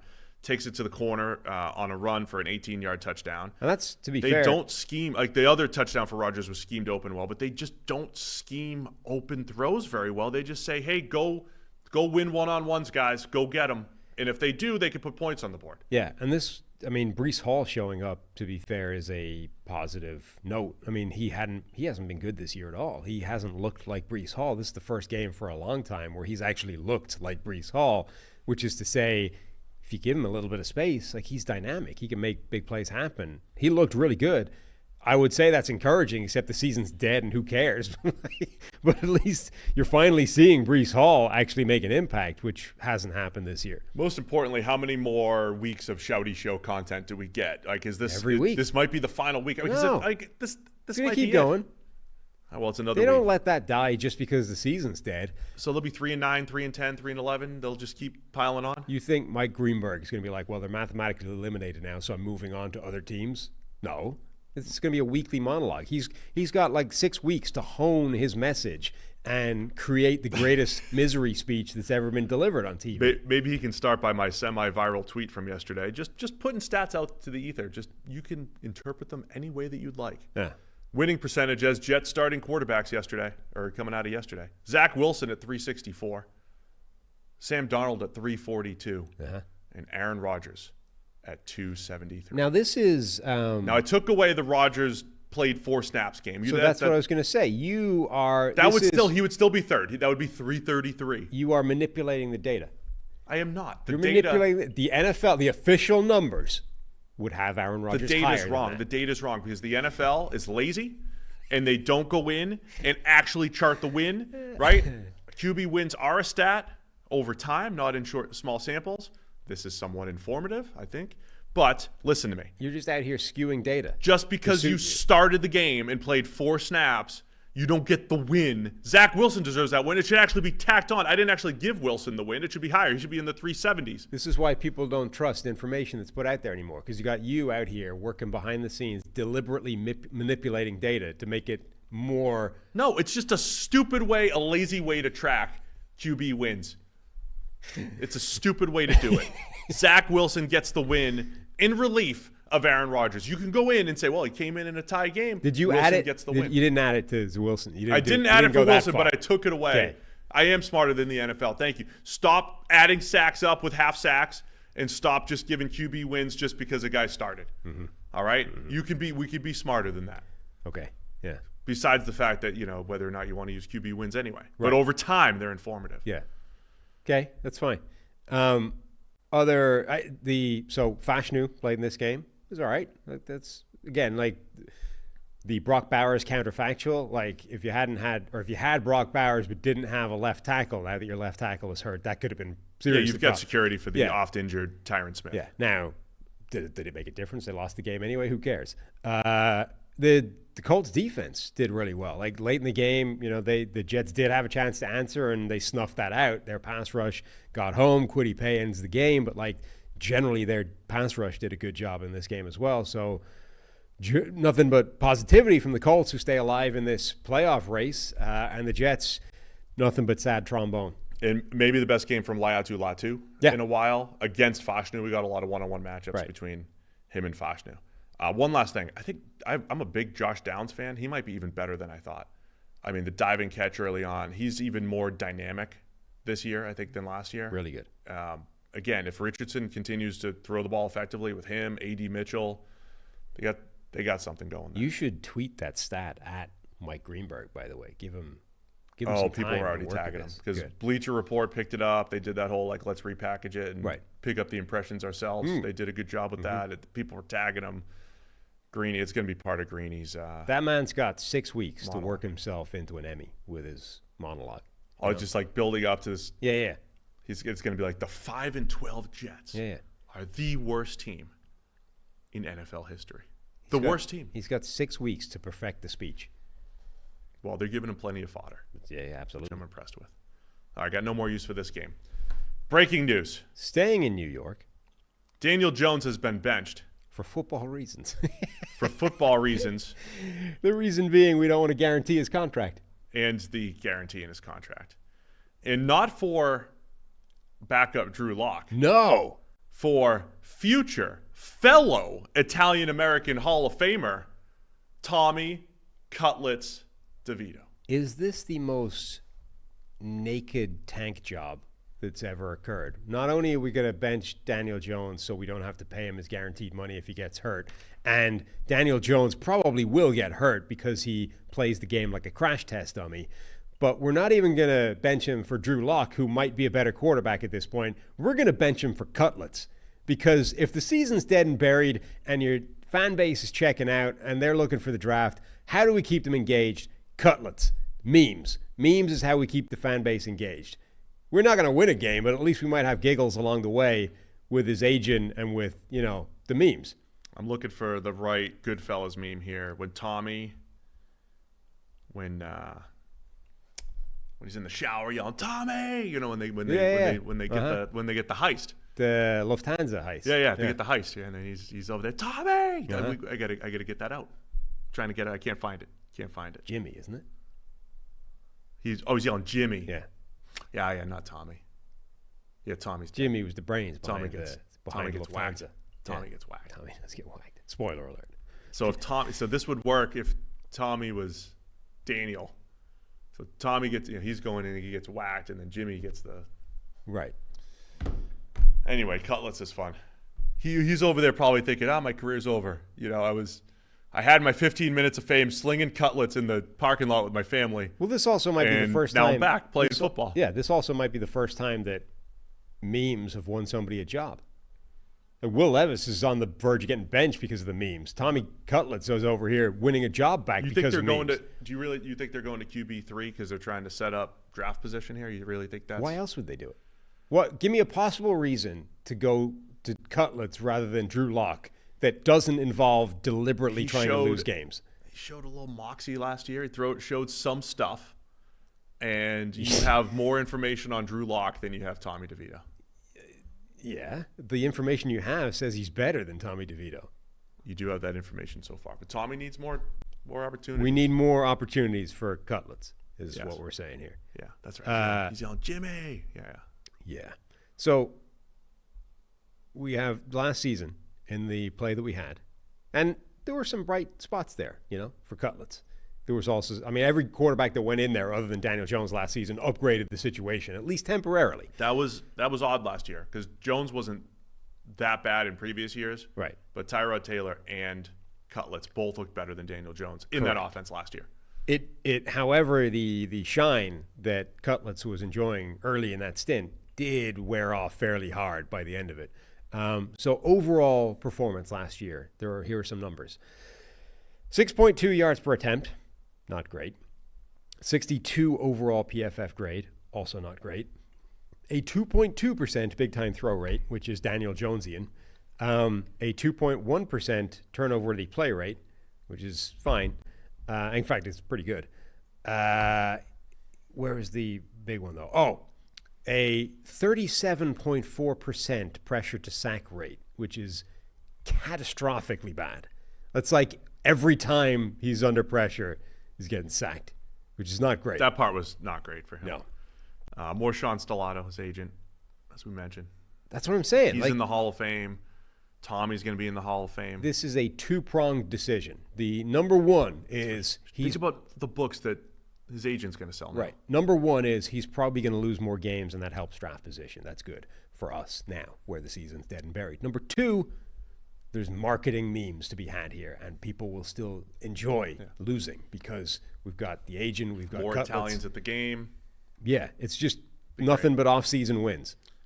They're playing the Bucks this week, so we'll have a full breakdown on that game. Tommy DeVito versus Baker Mayfield this week. Oh, the Moxie Ball. There's so much too much Moxie next week in Bucks Giants. All right, we got to move on to Packers. There's the official tweet by Schefter. Packers get the win over the Chicago Bears, 20-19. Blocked field goal to save it. Second week in a row, we've seen that. So Packers get the win here. They move to 7-3. Bears fall to 4-6. Coming out of this, the 19-point scoring Bears actually have a little, some signs of life offensively, and the best game for Caleb Williams in quite a while after the offensive coordinator change to Thomas Brown. Yeah. We'll talk about it, give the Packers the credit, but in a minute. But let's start from a Bears perspective and Caleb Williams. Get to you in a minute. Yeah, this was an impressive performance from Caleb Williams. Again, it's one of those ones where maybe the box score isn't as good as the performance was overall, but it looked different. I mean, we were speculating, right? You throw Shane Waldron under the bus. Everyone rips him during the week. It's all his fault. It's the disaster. How quickly can you put this right? And if it doesn't immediately improve, that looks pretty bad. It did immediately improve. I mean, everything looked better this week. He was using his legs a ton. Williams ended up with 9 carries for 70 yards. Some of which were designed. Some designed runs in there. When he scrambled, it felt right. It felt like he scrambled and was decisive. So I'm just looking at it from an evaluation perspective. I thought the offense looked a little bit cleaner. It's still not great, but it looked cleaner. I wrote down in my notes, it's a miracle. There's a second read coming into his vision. Like a simple 3rd and 2. Because I was saying it felt like so much of the offense was he's reading one side of the field, and if it's not there, he's going to work all the way to the other side of the field and figure out if it's there too. And there was no rhythm or fluidity to the offense. And a 3rd and 2 early on, he cancels the read front side, and then backside there's a crosser coming in, and he hits it for the first down. We hadn't seen much of that this year. I didn't see him crouching down in the fetal position with pressure, and he had some collapsing pockets. And even in collapsing pockets, Caleb Williams was making some throws. He had a beautiful big-time throw on a corner route early on. And then all of that said, we would be, if they had just hit this field goal, we'd be talking even more about the Bears and Caleb Williams, and they figured it out because he had a game-winning drive opportunity. Took 2 sacks early to get to 3rd and 18, which was not great.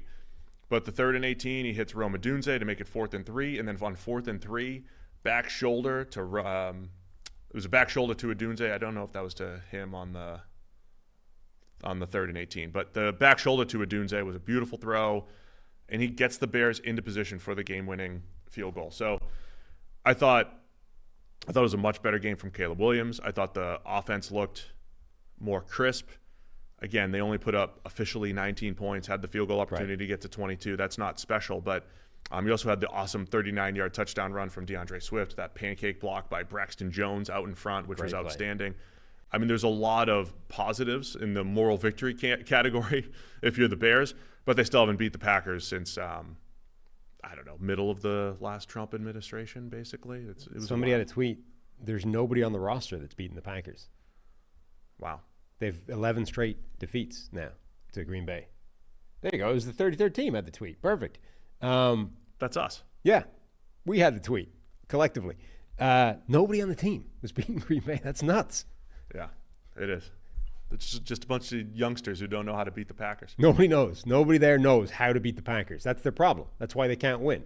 That's why they can't win these games, because nobody on the roster knows how. They never will. Right. How are you going to learn? How are you going to learn if you haven't done it?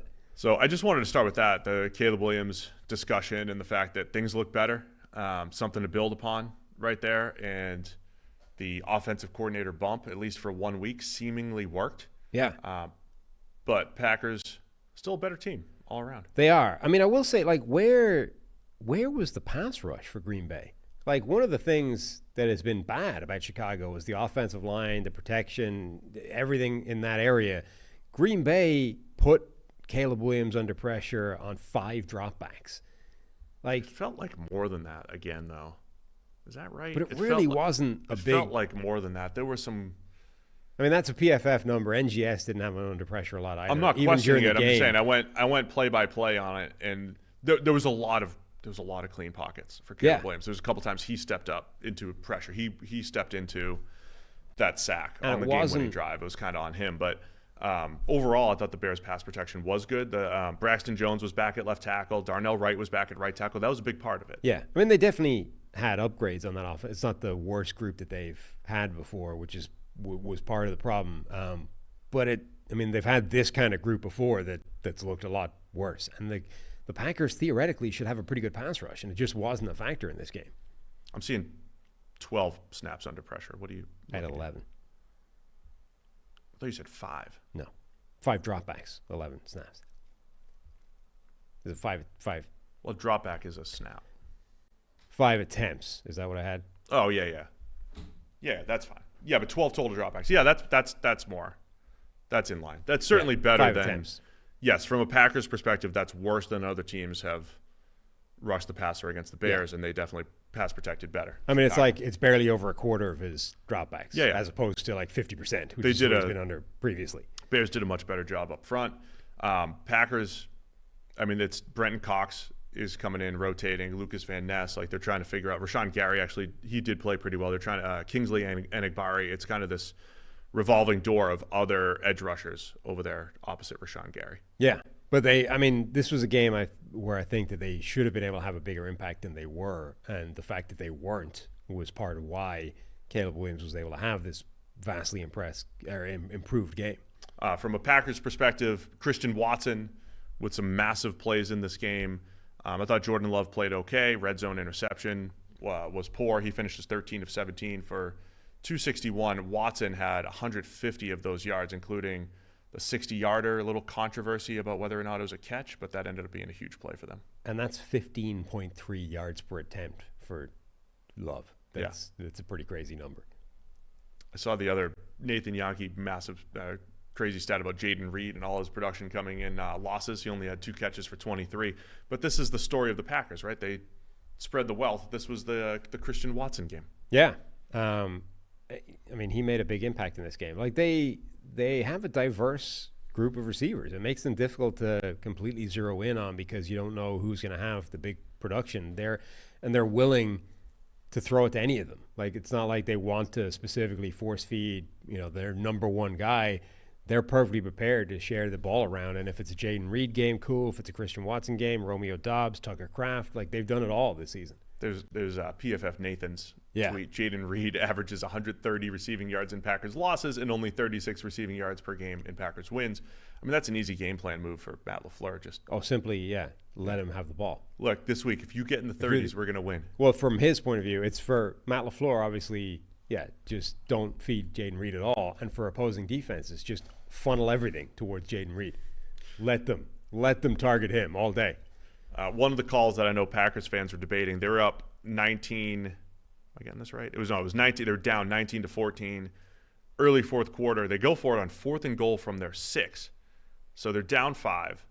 And instead of kicking a field goal to be down 2, they go for it from the 6. This isn't 4th and goal from the 2 or the 3. We see that more often. This is 4th and goal from the 6. Jordan Love gets stopped at, I think, the 1 or the 2 yard line on a scramble. And they end up, if they had lost by 3, that probably comes back to have some debate, though. Again, part of the 4th down decision is having a team backed up, the field position, the idea of getting the ball back was just an interesting one that didn't work out. Didn't work out for the Packers in that sense, but obviously they end up winning the game. They had the game-winning drive to go up 20-19. They missed a 2-point conversion the same way the Bears missed a 2-point conversion. Kind of ugly back and forth when it comes to the 2-point plays in this one. But again, Bears had the opportunity, and the Packers special teams saves the day with the field goal block. Carl Brooks just got fingers to it. Your guy. Blocked the kick.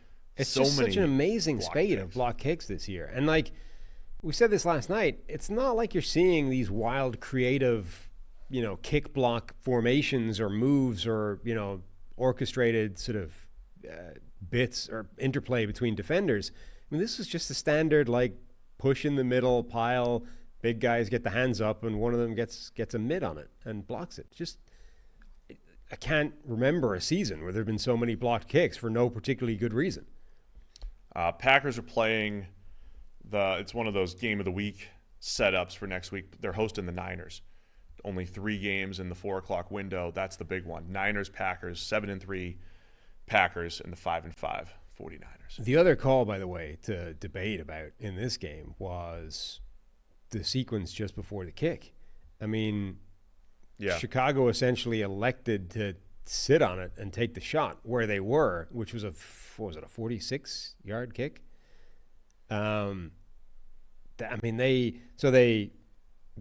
It's 1st and 10 at Green Bay's 30. They get a 2-yard run, and then they just let the clock go down, call the timeout to kick the game winner essentially from 46 yards at that point. You don't want to try and get 8 yards closer? You don't want to, no more yards? We're good at 46? I mean, 46 is a very makeable kick, particularly in today's NFL where those are, 50-yarders are routine. But you had time on the clock. You don't want to try and get a little bit more out of it? It's a weird dynamic, man, because kickers these days are more likely to hit a 50-yarder than ever. But then you have there was a 10-second stretch. If you were watching Red Zone yesterday, just watching all the games, 10-second stretch where two NFL kickers missed a 27 and a 26-yarder. And it feels like guys are getting the yips out of nowhere, right? So this balance of, can you kick a 46-yarder? Yeah. Like, what's the difference between 46 and a 40-yarder and a 38-yarder? Not massive, but I wonder what the graph looks like now. Probably have to try to get a little bit closer. I do wonder what the graph looks like now in terms of likelihood to make a kick versus, yards out. There's obviously a point distance-wise where it starts to become significantly less likely that you make the kick. It might not there might not be a difference anymore between like 46, 40, 50. It might all be basically the same. Like at that point, you're probably not missing. You're certainly like this. You have that in your leg regardless, right? Like that distance is not a thing there. It's just direction. And you're weighing that versus the chances that you fumble effectively. Like how likely are we to screw up a play by just trying to gain 3 yards versus does that actually make a difference in this kick if it's 46 or 40? It might not. And you're also playing in this, if he fumbles, if we decide to pass and we get sacked, you start to play those games as well. I mean, if the kicker's going to shank it, he's going to miss from whatever yardage, right? And 46 is not sufficiently far out that he has to. There's probably a point where you don't want to settle for 53 plus. But you might. But the difference between 46 and 40 might be negligible. Yeah, like there's a distance where a kicker needs to think about, I got to make sure I hit this well because if I don't, it's going to come up short. At 46, he's just in his routine, right? And the difference between that and 40 might be negligible. So it might be one of those things. I don't know if they've run the numbers. This might just be a bad call. Like it might just be a give up call that they shouldn't have made. It is plausible, though, that they have run this data-wise and have determined that there actually isn't really a difference between 46 and 40, and you're as well not risking the fumble on running a play. If we could get someone to help us with that research, it'd be great. Yeah, that'd be great. We'll report back on Wednesday. All right, we're going to get to Pittsburgh Steelers with the 18-16 win over the Baltimore Ravens. Emphatic win for the Steelers when it comes to the AFC North race here. They're 8-2. Ravens fall to 7-4. Baltimore had a 2-point conversion to tie it. If you go back and watch that play, though, the great Nick Herbig, he's now earning the great. Takes out 3 blockers. Yeah. On the Blew play. It up. Blew up the entire play. Not just that. So Herbig bookended this game, right? Right at the end, he blows up the 2-point conversion, basically gives them the lead and lets them ice the game.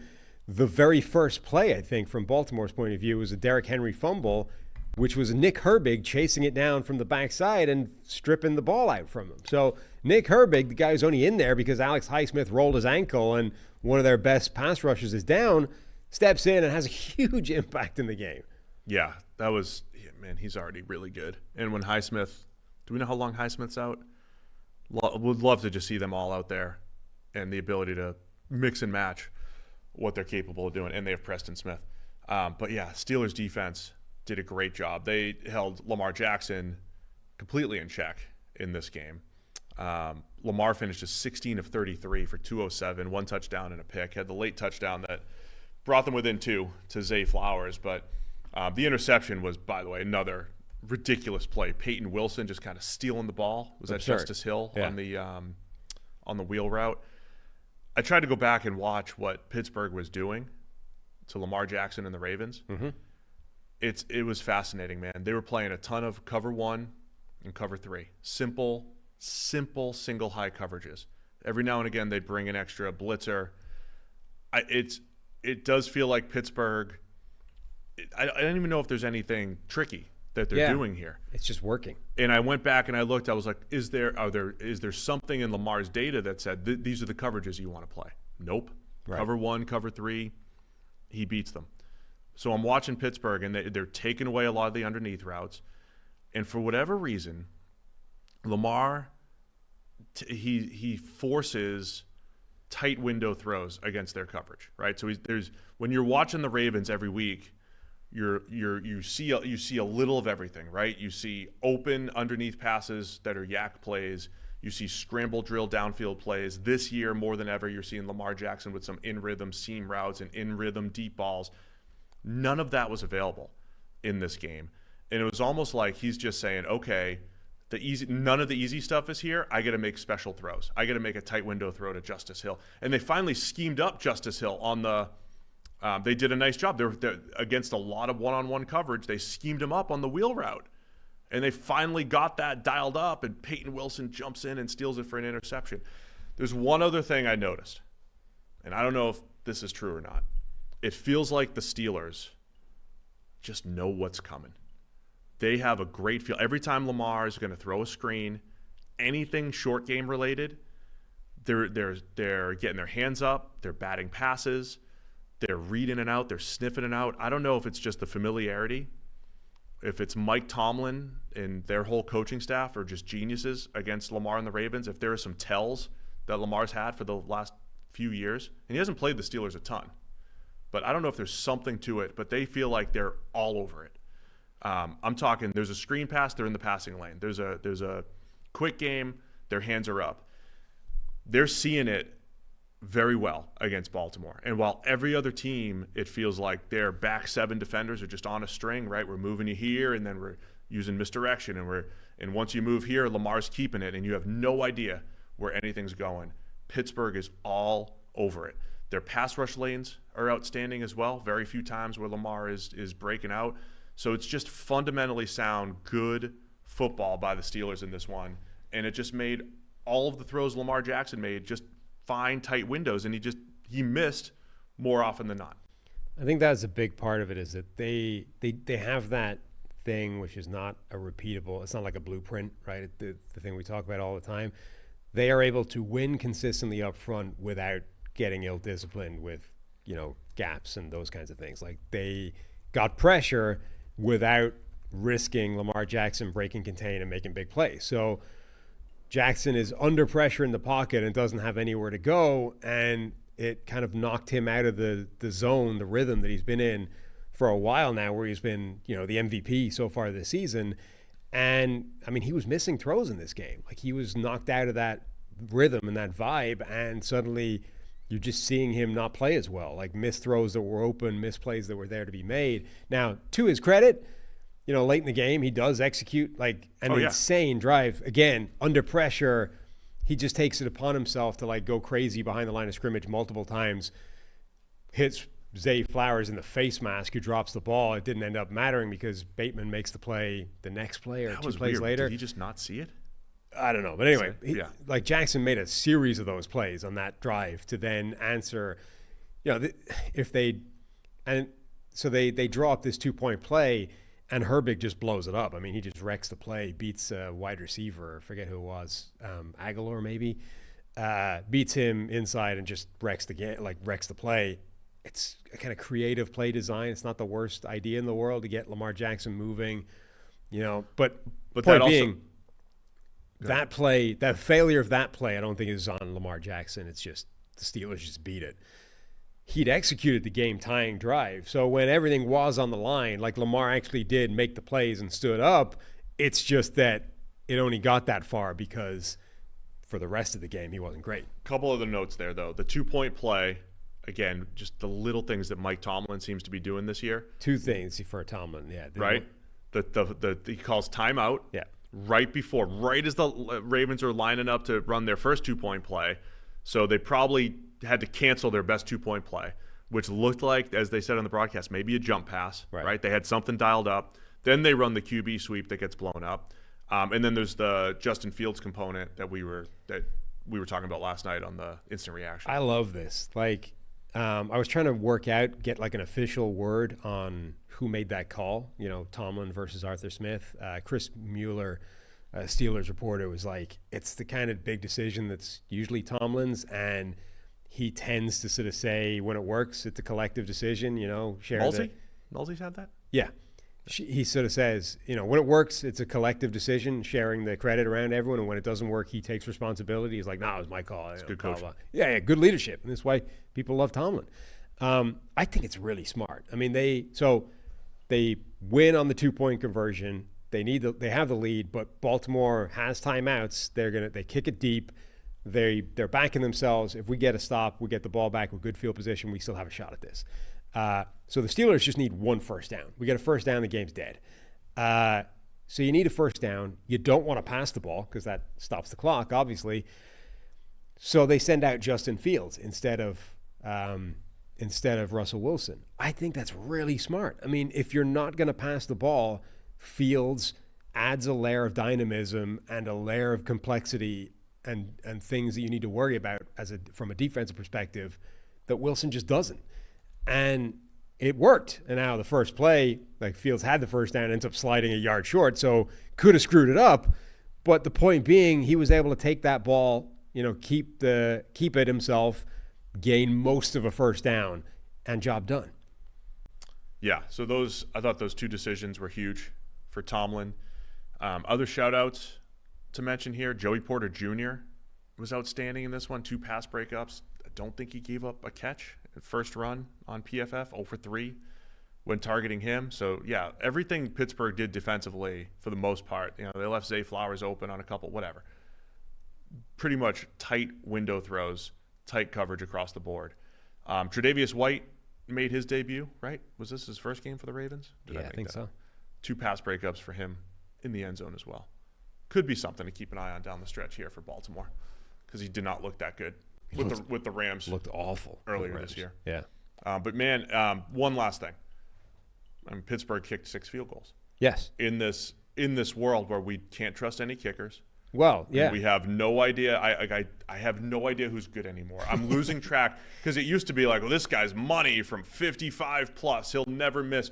We're losing those guys. Justin Tucker misses field goals now, and it's Chris Boswell who's the one kicking all the field goals. Which Steelers fans will tell you, it's the meme. It's always been this way. The spaceman meme, Boswell's always been better. Boswell's always been the guy. Stop it. He kicks in the wind, you see. Justin Tucker doesn't kick in the Pittsburgh Heinz Field wind, whatever that stadium's called now that isn't Heinz Field. Maybe that's fair. One other thing before we talk kickers for a second. Kyle Hamilton is now a safety. He's sort of transitioned because of the injuries in that secondary. He's like a full-time safety for them now. Is still really good. But it's a little bit of a tinkering of the secondary there in Baltimore because of all the injuries that they've had. The kicker thing is fascinating. So, yeah, Chris Boswell turns out is still really good. Justin Tucker, the greatest kicker of the last decade, seems to have forgotten how to kick now. And he's only 34, I think. He's unusually young for, Father Time comes for all kickers, but they don't normally... usually when they're pushing 50, not 35. Kickers spontaneously forget how to kick all the time, but usually not great kickers, right? Justin Tucker has been the one guy that's been able to consistently transcend. It happens to all of them at some point, right? He's the only guy that's remained consistently elite year on year on year on year. This year it's different. Ben Stockwell from PFF pulled out an interesting data point from yesterday. Every single one of his misses this year has been wide left. Ben theorizes that his leg is just gone. He's trying to put too much into it and is pulling them all to the left. Now, I don't know how accurate Ben's theorizing is, but every one of those kicks being wide to the left is interesting. Ben's a genius, so I'll take his word for it. Whatever it is, 11 misses, and they've all been wide left. Also, old PFF friend Timo with a tweet early this morning. Mm-hmm. Steelers hit 6 of 6 yesterday. Their field goals. Yep. The other 3 AFC North teams combined to go 3 for 10. He's including Dustin Hopkins' miss that was voided by a penalty because it was awful. He went 0 for 3. 3 for 10 from the rest of the AFC North, right? I gave you a think piece on why the Steelers beat the Ravens and this and that, and it might all just come down to Chris Boswell kicks field goals and no one else does. That miss was funny though because he then missed it later, right? He missed a shorter one. Some of these misses are by a mile. I'm getting uncomfortable watching the kick. He missed the kick. There was a penalty that voided it. They got an extension on that drive. They ended up having to settle for a 26 or 7-yard one. And he missed that as well. It's like, dude, what are you doing? And that's why I don't want to be an NFL GM. I don't want my job dependent on my kicker. You can't predict who's good or not. I'm busy for a potential bonus series on Check the Mic. I'm busy like researching historical things, right? And at the moment I'm reading about like the advent of the game, how it deviated from rugby and soccer and all these kinds of things, right? And at one point, football, as the name would suggest, like people appreciated and in fact enjoyed a good kicking game, right? It was a kicking contest, essentially, right? Effectively dueling punts was the game of football for a period of time. Those people didn't have the red zone channel. Correct. And now, like, we've gone from that, where like actually the real artistry of this game is a well-crafted punting battle, right? To like now, I genuinely think there's an argument for I don't need kickers. Remove them from the game. I don't need a kicker determining. I already have. I just every want time the a offense. kicker, every time they line up, I just move on to the next game. I just want the offense determining the game, right? Yes. Touchdowns and whatever points after, have it all determined by the offense. Kickers can just go, leave. We don't need you anymore. The game has evolved beyond kickers. They're not people anymore. They're not. Punters are people too. Okay, maybe we can keep the punters, but kickers, get out. Get out. Wow. Strong take. Now you're just killing jobs here. Yeah.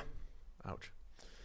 All right, we're going to get to the 4 o'clock games, but first, this month's all about gratitude. We've been talking about our friends over at BetterHelp and kicking things off by at least me saying what I'm thankful for this month. I always mentioned my family, mentioned you last week.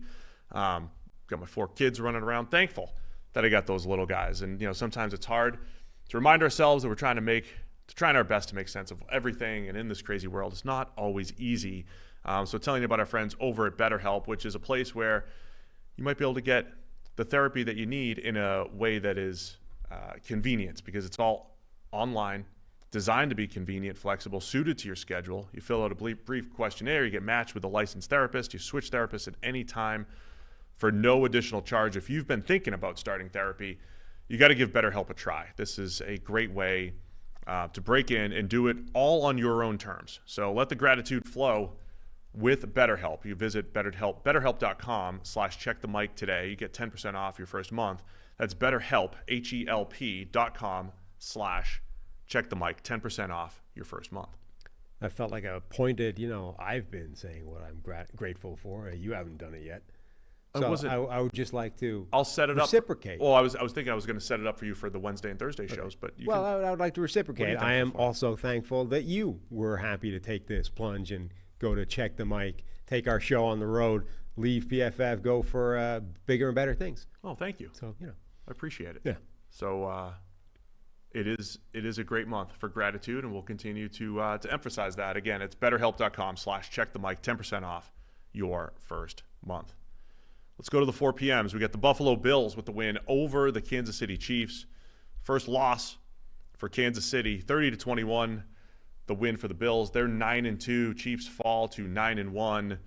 Obligatory 72 Dolphins mentioned. They're happy because teams lost. We got less than 40 minutes left, and Janko doesn't think we can finish the show in that time. He's correct. It's just cynical. I think he's right. Because there's a lot to talk about in this one and Sunday Night Football. But go ahead. I don't know, with that attitude. Fun game. Like, it was such a weird game because it couldn't have started much better for Buffalo, right? They immediately get a terrible Mahomes interception. They score. Now, they missed the point after, but they score. And then very quickly, they got a sack of Mahomes. Bernard, who had a pretty impressive performance in this game.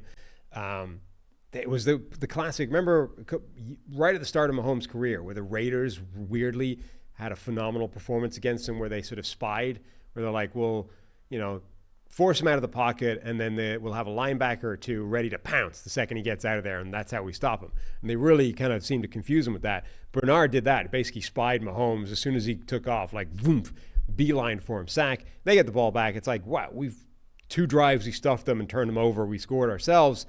This is amazing.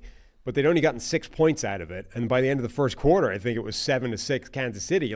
All of a sudden, this amazing start that Buffalo had, they hadn't even got the lead out of it by the end of the first quarter. It's this is how the Chiefs get you. They just, you don't get up huge on them. And if you do, they come back anyway. It's so hard to put them out of these games. But Buffalo continued to play really well. Yeah, it was a good back and forth game though too. I mean, it ends up as a 9-point game, but it was closer than that. It was tense. It was one of those every possession mattered. Kansas City bounced back from the slow start, featuring Xavier Worthy, featuring him in a way that was like, hey, remember you guys let us trade up for this guy? He's out in space all the time. They hit him for a 31-yarder, got him in the flat for a touchdown using his speed but he only ends up with the 4 catches for 61 in the touchdown. It really felt like was it trolling. all in one drive? Not all close. one. It was all like the first couple drives. It really did feel like trolling. I mean, it was like, hey, this guy that you should have drafted, we're going to show you how dangerous he can be, and just feed the entire offense through him for a while. But you're right. It didn't sustain. They did go away from it after what's the next this first half. After the first half, it's like, no, that's it. We're done with that now. Yeah, I mean, did they just exhaust all the plays that they have for Xavier Worthy? It did look like. I mean, I know our old friend Eric Eager, who is going head-to-head, Panthers and Chiefs this week, but grew up a Chiefs fan, used to always say, hey, it seems like Andy Reid, they save the good plays for the big games, right? And it did seem like early on. I mean, they had like a triple stack on the second play. It did seem like they had some stuff set up for this game, but maybe they did use a lot of the Worthy plays early on. Didn't get Travis Kelce involved at all. He only had 2 catches for 8 yards. They didn't have much going on. Interesting with Kelce or DeAndre Hopkins. Hopkins almost had a spectacular catch, but it got broken up. The last target that Worthy had was that play to the sideline where he didn't get his feet in again and didn't make the play. I'm not saying cause or effect, but that's intriguing. I think it's 3 straight weeks. Worthy wide open twice where he didn't keep his feet in. Yeah. And then in the middle, wide open, and Mahomes threw the ball 5 yards out of bounds. This one, so they have not been able to connect on those deep passes the last few weeks. Yeah, this one is interesting because it was just, I mean, it's sloppy footwork from Worthy, and it's definitely an error from him and a mistake, and it should have been a big play, and it wasn't.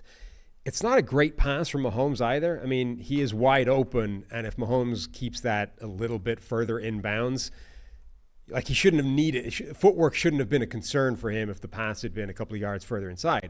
However, it is a 50-yard pass and all of the defenders are to the inside. So you can kind of understand if I'm going to err in one direction, let's err towards the sideline where we keep it away from defenders. So it's not a great throw from Mahomes. It should, however, have been a bomb connection, and Worthy has to keep his feet in and make the play. And for the second week in a row, certainly second play in a couple of weeks, he's just sloppy footwork has cost them a really big play. Yeah, that was a big one. So Buffalo got up 16-14 at the half. Kansas City always, I mean, most teams end up deferring. It always feels like Kansas City ends up getting the ball in the second half. Buffalo is the team. They hit the field goal before the half. Then they get the ball coming out, had an opportunity. They go up 9, 23-14, but it took them until early in the fourth quarter. It was a lot of nothing. Nobody scored in the third quarter. The Chiefs come right back, probably their very best drive. As soon as they're down 9, Mahomes gets into a groove. They score the touchdown. So they're down 9. They get within 2. All right, and this is where, okay, you're under 8 minutes now, and this is where it's like every play is crucial. And this felt like every other fourth quarter against the Chiefs this year where the Bills started making mistakes. I thought Allen missed a couple. Romo, I thought, highlighted a few where, he forces an overthrow into triple coverage when he had an open crosser. He missed another easy pass for a first down. Then they're going for the big shot. They're up 2, play action, downfield shot. Allen misses, underthrows that, and it's like, all right, man, you're going to miss. He hit some big throws earlier. Amari Cooper threw some absolute dimes. You're missing some of the easy ones, though, in a game where you can't miss it against the Chiefs. And then that whole thing gets set up to you get 3rd and 1 or 3rd and 2 in Chiefs territory. You're in field goal range. You're up 2. They run the ball up the middle right at Chris Jones, who blows it up. So now it's 4th and 2. Field goal is on the table with a little over 2 minutes left, but the Bills say we're going to go for it. Josh Allen scrambled though, and he just takes over 26 yards, spectacular run to go up 9. One of those signature type of plays where Bills fans, I'm sure, are saying, this is awesome, this is great, we're winning the regular season again. Please do this in the playoffs. Please, the next time we have this opportunity, make this signature play in the playoffs. If Josh Allen made this play in the playoffs, this is legendary Buffalo lore. It is anyway. It was a special play, but the 4th and 2 call by the Bills, they decided we're certainly going to go for it here, try to end this game, and not give the Chiefs another opportunity to come back, and that ended up being the difference, obviously. It was a really incredible play by him. I mean, it's a pass play, right? Like it's a quick kind of pass setup, and then a gap just opens up to the right side, and he immediately takes it. George Karlaftis tries to spin back and get hold of him, almost gets a hold of him. Honestly, I mean, Allen's so big and strong, I don't know if it would have mattered even if he'd gotten a hand to him. But, bust through that gap, and then so he's converted the first down. That's huge, but then just keeps going and, blasts his way through a couple of tackles, ends up scoring. I mean, amazing play by Allen, and this is why he's got that special ability, special trait as a quarterback. It's good enough getting the first down, but to turn that into the touchdown was spectacular. See, the NGS had a 1.2% chance of scoring the touchdown. Yeah. I had it at 1.3, but good for them. We had that, so the dots are there on the screen for anybody watching. What the dots don't show you is that once he did break the pocket, get past Karlaftis, there's a DB there tracking a receiver across the line. Allen gives a little pump fake just to suggest he might try and hit that receiver, Amari Cooper, coming across the field, just to keep the DB away from him, so that by the time he eventually realizes, no, he's actually running, it's too late to get back. It's smart as well as athletically freakish. And that's where Josh Allen becomes special. It's not just, okay, I'm going to go beast mode and, Anthony Richardson plow over the top of you, but he also has the game IQ to be able to go, also, I'm going to pump fake this guy as well, just to make sure. And I think what we've talked about the Bills all season, they're spreading the wealth on offense. They've become more of a yards after the catch centric team, so they're not relying on Josh Allen to make 5 or 6 Superman plays every single game. In this one, though, 4 big-time throws. I know I'm highlighting the misses, but he had big-time throws and a big-time run. But I think this is what you want for the Bills. When they had to go tight window throw to Amari Cooper, he has 2 catches for 55 yards. They have to be absolute dimes from Allen. He hits them. One of them was a one-handed catch early on. You have Curtis Samuel creating yards after the catch. You have Khalil Shakir yards after the catch. And then when you need the spectacular play, Josh Allen has that. So it's a well-rounded Bills effort. First time in the regular season the Chiefs have given up 30 or more points since week 4 of 2022 against Tom Brady on a Sunday Night Football game. So the Chiefs' defense has been unbelievable. But the Bills had some answers in this one. And it was really close, man. This is the difference in one play. I mean, I thought when they ran up the middle on 3rd and 2, I thought they wasted a play. Right. Let's just run it up the gut on Chris Jones against a great Chiefs run defense. I thought they were going to blow it, not going to lie, like other teams had against the Chiefs. But Allen took over, made it all happen. Yeah, it sort of looks score-wise like it was a comfortable win, but we're talking about that play, the Josh Allen play, basically being the difference. Because the Chiefs still had a chance to come back. Mahomes throws a game-ending interception, down 9, trying to make a desperation play. And credit, Bernard and the Bills defense. I mean, Mahomes, you're still okay. It's 2 scores, so it's difficult because you need an onside kick, and those are basically impossible these days. It's unlikely, but you're kind of expecting Mahomes to at least answer with a score, and he didn't. Their defense stood up and stopped him. The number 1 seed is for the taking now. Bills have the tiebreaker. They're 9-2. If the Chiefs slip up again and the Bills continue to win, that all-important bye and then playoff home game, right? I know the Chiefs went into Buffalo last year and won on their way to the Super Bowl, but we know the home field advantage does matter come playoff time. So this game was massive when it comes to playoff seeding.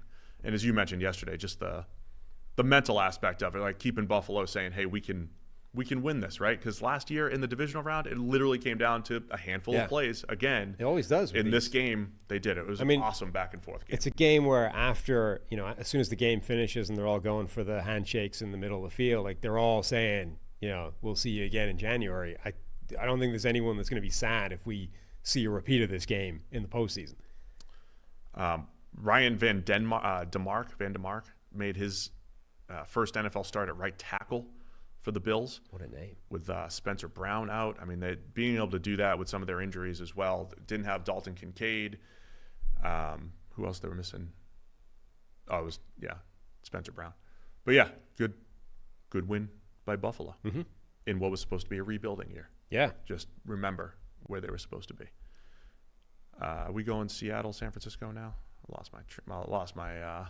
Yeah. Seattle Seahawks get the win over the 49ers.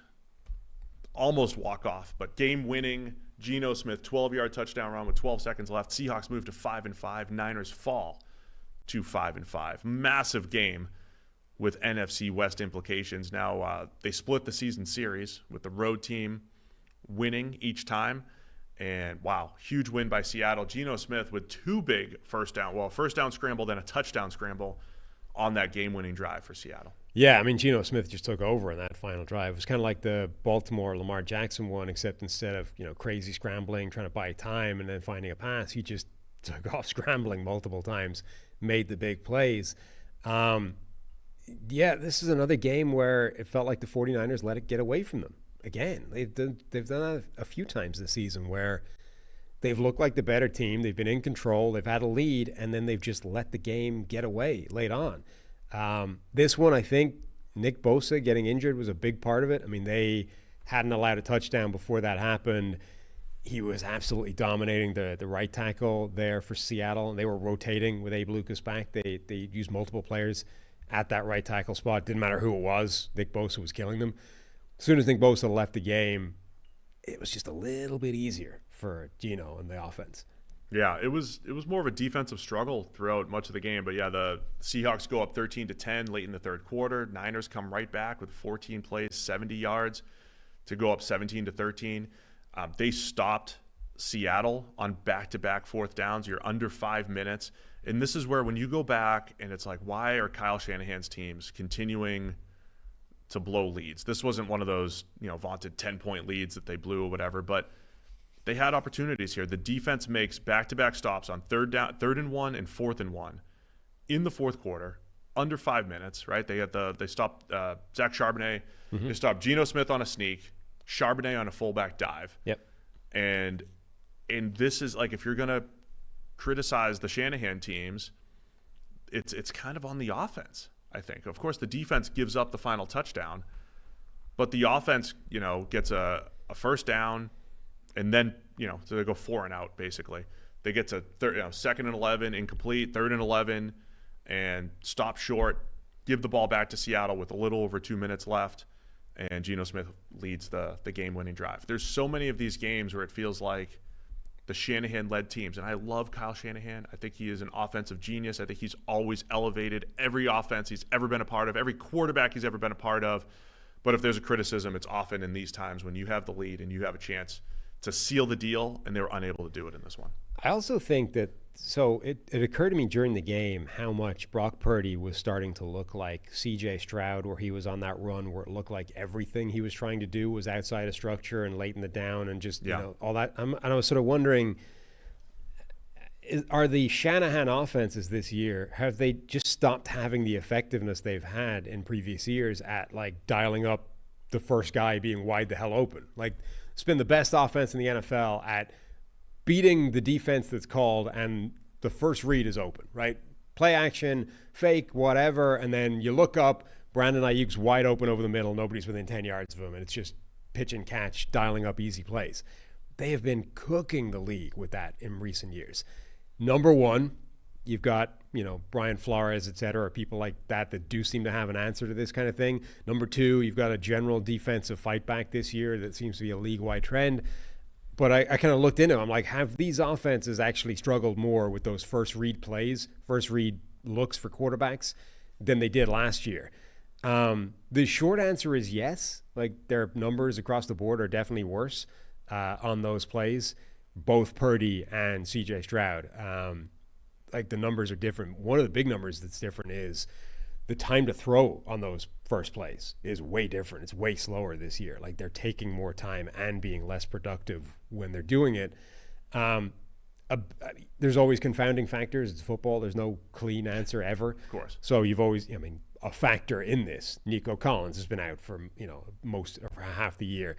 The Brandon Ayuk is down. Like, they haven't had the suite of weaponry that they've had in previous periods, previous seasons, last year in particular. So it's not as clean as that. But I do think there's something to, and this is Mike McDonald's defense. It's at the cutting edge of the new schemes that are coming in. I do think there's something to defenses have gotten a better handle on how to take away the cheat code offense, right? How do we stop them having their first read is just open all the time? And suddenly when you start combating that and you force them to go beyond that, it's not as clean, not as smooth, and it's not as effective, and it doesn't look as good. Like you've got Brock Purdy and CJ Stroud out here sort of playing like Russell Wilson, where it's let's buy time, let's try and extend, and let's try and find something, and then let's take off scrambling. I mean, that's just not as good as it was last year. Yeah, again in my notes, I'm like, Purdy is so good in those situations too. And I wonder how much of he's just become comfortable with those. And the same thing I said with Stroud is don't become too comfortable with it. Because this isn't hyperbole. When you talk about like playmaking feel outside the pocket, we know Mahomes, we talked about Allen. Like Purdy is kind of at that level, but a lesser athlete. But he's got that ability of like knowing his speed to get 9 when you need 8, he's got the vision to make throws back across his body. All those Brett Favre-ian never throw back across your body. Who's gotten away with more of those than Brock Purdy over the last couple of years? And I say gotten away with, I mean made calculated risks. I think he's outstanding outside of structure. But now we've got the 4th straight game with a below average PFF grade. So it's like you got to get like the within rhythm stuff, everything that you're talking about. If you're missing that and you're relying so much on outside of structure, that's not good over time. Yeah. You just want it to complement, Shanahan doing his thing.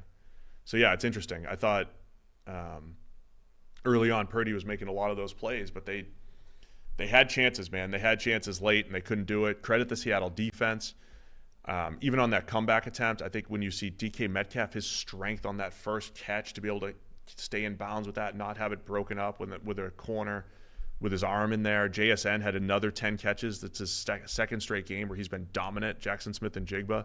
He looks completely different his last couple weeks. 10 catches for 110 in this one. Remember the last time we saw him 2 weeks ago before the bye? Should have had almost 300 yards with negated yards. I think my early season prediction of him starting to take over the Tyler Lockett number 2 role is starting to happen here. So Seattle's got weapons. And I just want to say Geno Smith is fearless, man. Absolutely fearless. Game on the line, and he goes and just gets it done and does it as a runner with that game-winning scramble. Yeah, no, I mean, Geno played fantastically down the stretch when they needed him to be big. Like he's had so many big plays this season that get maybe overlooked a little bit because they haven't had the success that people were expecting. But, I mean, that final drive was really impressive. It was. He had a bad interception in there early in the third quarter, but like I was mentioning about Darnold, mentioning about Mayfield, always seems to bounce back, and in a gritty type of games, doesn't always go Seattle's way, but Geno Smith is giving you a chance to win more often than not, and he did a great job in that one. So the NFC West is tight, man. It is tight. Every team's within a game of each other. Mm-hmm. So it's going to be awesome down the stretch. Yep. Got to move on? Yeah. We got 2 more. Oh. We got 2 more. We got this, Janko. Easy. We got Easy. this. Denver Broncos dominate the Atlanta Falcons, 38-6. They really did. 38-6. To move to, I'm supposed to do a read here. We'll do it after this one. 38-6. Smooth. Yeah. You want me to do it now? Wait. I'll do it now. Okay. It's easy. It's about our friends at PFF. Perfect. We're no longer with PFF, but we know PFF has got you covered all season long with the best data, tools, and analysis in the game. Sign up for PFF Plus today to unlock all their famous player grades and premium stats. Push to the playoffs in your fantasy league with in-season tools and award-winning rankings from our friend, fantasy expert Nathan Yankee. And stay connected to the next generation of talent with the best NFL draft coverage on the planet with our friend Trevor Sikkema. So no matter what you're looking for, PFF Plus has what you need to make winning decisions. Visit PFF.com. Sign up today for less than $10 per month. PFF Plus, powering winning decisions.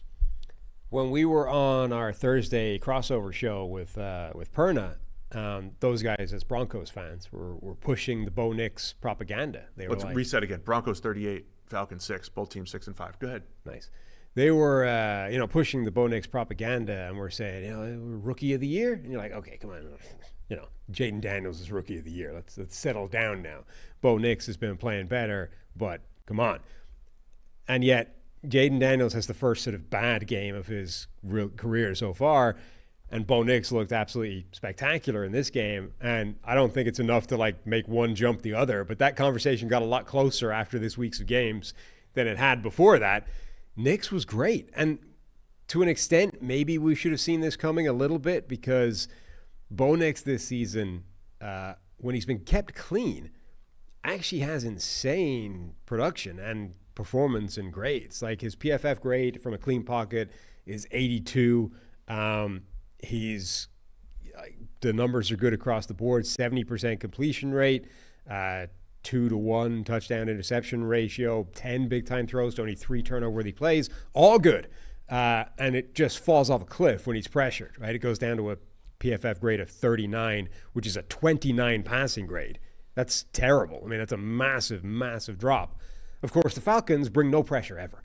They're the worst pass rushing team in football. They do not affect the quarterback. The Falcons? Panthers. I don't know. And they pressured Bo Nix in this game 5-6 times? Not at all, basically. So we possibly should have sort of seen this coming of they're not going to pressure him at all. And when he doesn't get pressured, he tends to play pretty damn well. Yeah, he was really good in this game. And I mentioned on the instant reaction last night, I mean, we're starting to – this is one of the first times I've looked and said, wow, the Sean Payton offense is bringing something to the table above and beyond, right? We didn't get to see that necessarily with Russell Wilson. I know Wilson's stats looked good last year, and they made a bit of a run in the middle of the season, but I never looked at it and it was like, man, that Sean Payton, Russell Wilson connection, finally seeing them together. I think you're starting to see Nix's development and a little rhythm coming out of this offense, creativity with Marvin Mims in the backfield. And man, Nix looks comfortable. The numbers are ridiculous. He was 28 for 33 for 307, 4 touchdowns, 1 touchdown on a screen. But man, the connection here with Nix and Sean Payton, I think is really dialed in. Yeah, and the offense is just working. I mean, the average depth of target, like Nix pushed the ball down the field a couple of times, but the average depth of target was still incredibly low, and yet they were still having this much production, which means 2 screen touchdowns. Which means it's working. Like all the short stuff is cooking. Like you're giving the ball out to people in the backfield or receiver screens, and they're making plays. I mean, Troy Franklin powers his way into the end zone on a little screen. Unlocking Troy.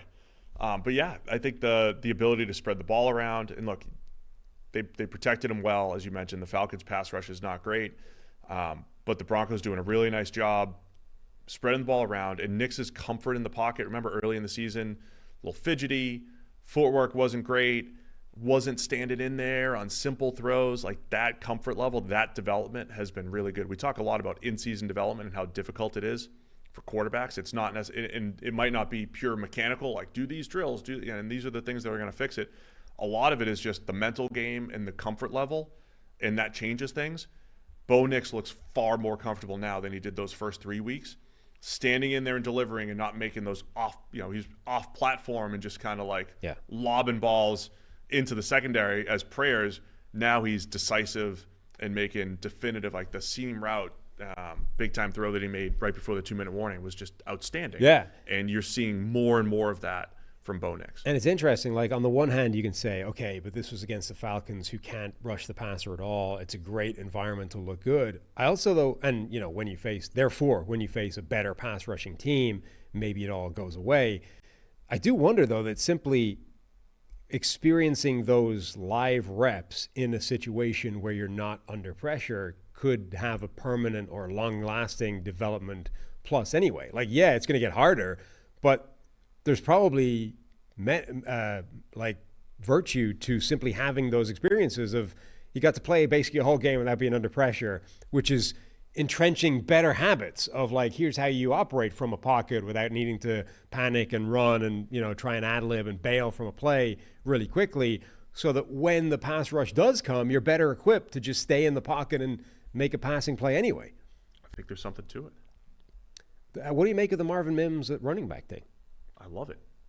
I mean, he's an explosive player, and this is what I'm talking about. Like with Peyton, I think you start to week after week. There's a lot of fantasy centric people that love Marvin Mims over the last couple of years. Yeah, me included. Not fantasy because I just thought he was a good player, deep threat.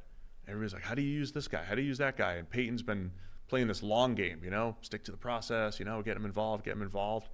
I think when Peyton starts to get comfortable that he's going to move players around, he was the guy. He was the guy who loved Taysom Hill. When he's going to get comfortable tapping into different players' skill sets, I think you're onto something here. And I think that says a lot about, again, the relationship between him and Nix and how much trust he has with all of his personnel right now. Because nobody on the Broncos offense, it's Courtland Sutton. It's not a bunch of stud players, but they've got deep threats. They've got speed with Mims, and Mims is a mismatch type of guy.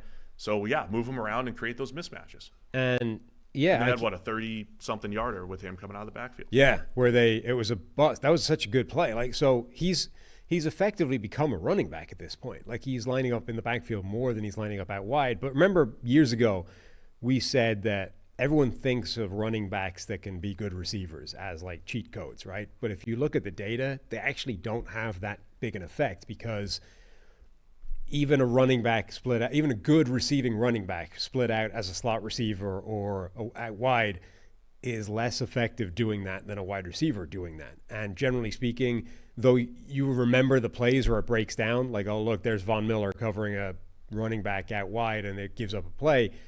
Generally, defenses are pretty good at accounting for that, and it doesn't actually have the effect you think it has. What does break defenses more is putting wide receivers in the backfield. And on this play, the big play to Mims out of the backfield, he started off lined up in the slot at wide receiver. He was stacked on the right side just like a regular wide receiver. So from a personnel standpoint, if you're Atlanta, you're like, okay, here's wide receiver Marvin Mims. Let's match up with the DB. Then they line up. He's still in the slot, stacked behind a receiver. Then they motion him into the backfield, and now you've got split backs back there.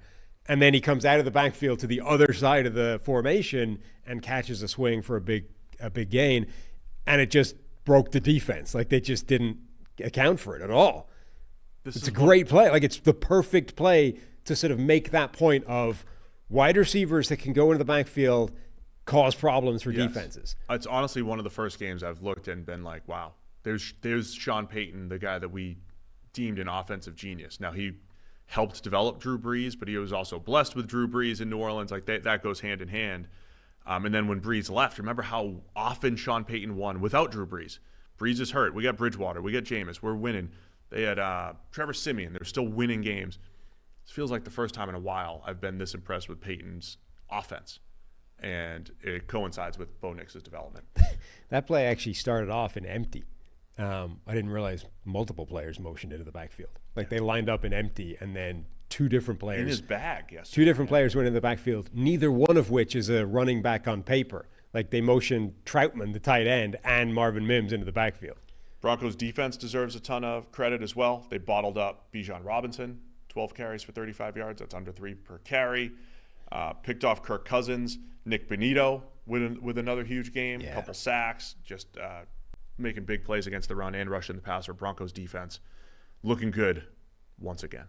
I thought these teams were very similar coming in, or similar level of team. And the Broncos, really impressive. This is an emphatic win for them. Like, genuine statement game from Denver, and they're now taking control of that 7th seed in the AFC. I mean, they're the team with the winning record. I mean, if they string together a couple of wins, not only do they get in there as the 7th seed, and because they have the control essentially.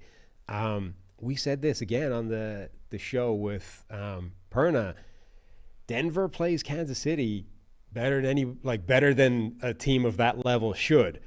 If they get into the postseason, that's a team Kansas City doesn't want to play. Yeah. Now, they will, and if they have to. But, like, nobody in Kansas City is looking at that and being like, if they scrape in at like 9 wins or whatever, a lot of other teams might be like, cool, we face Denver. This is a good opportunity to win. I don't think Kansas City's looking at that as an easy game if they have to play them. They had them beat last week.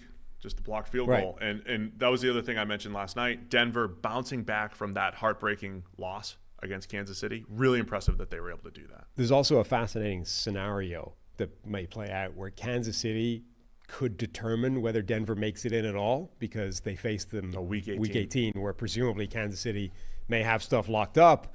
Maybe the number 1 seed is still up in the air and they'll be playing. But like, if they have the choice of, do we try and eliminate Denver, or do we rest our starters because we don't really care, and then they have to play them again in the postseason? Well, if they have a bye, they won't care because Denver will be the 7 seed.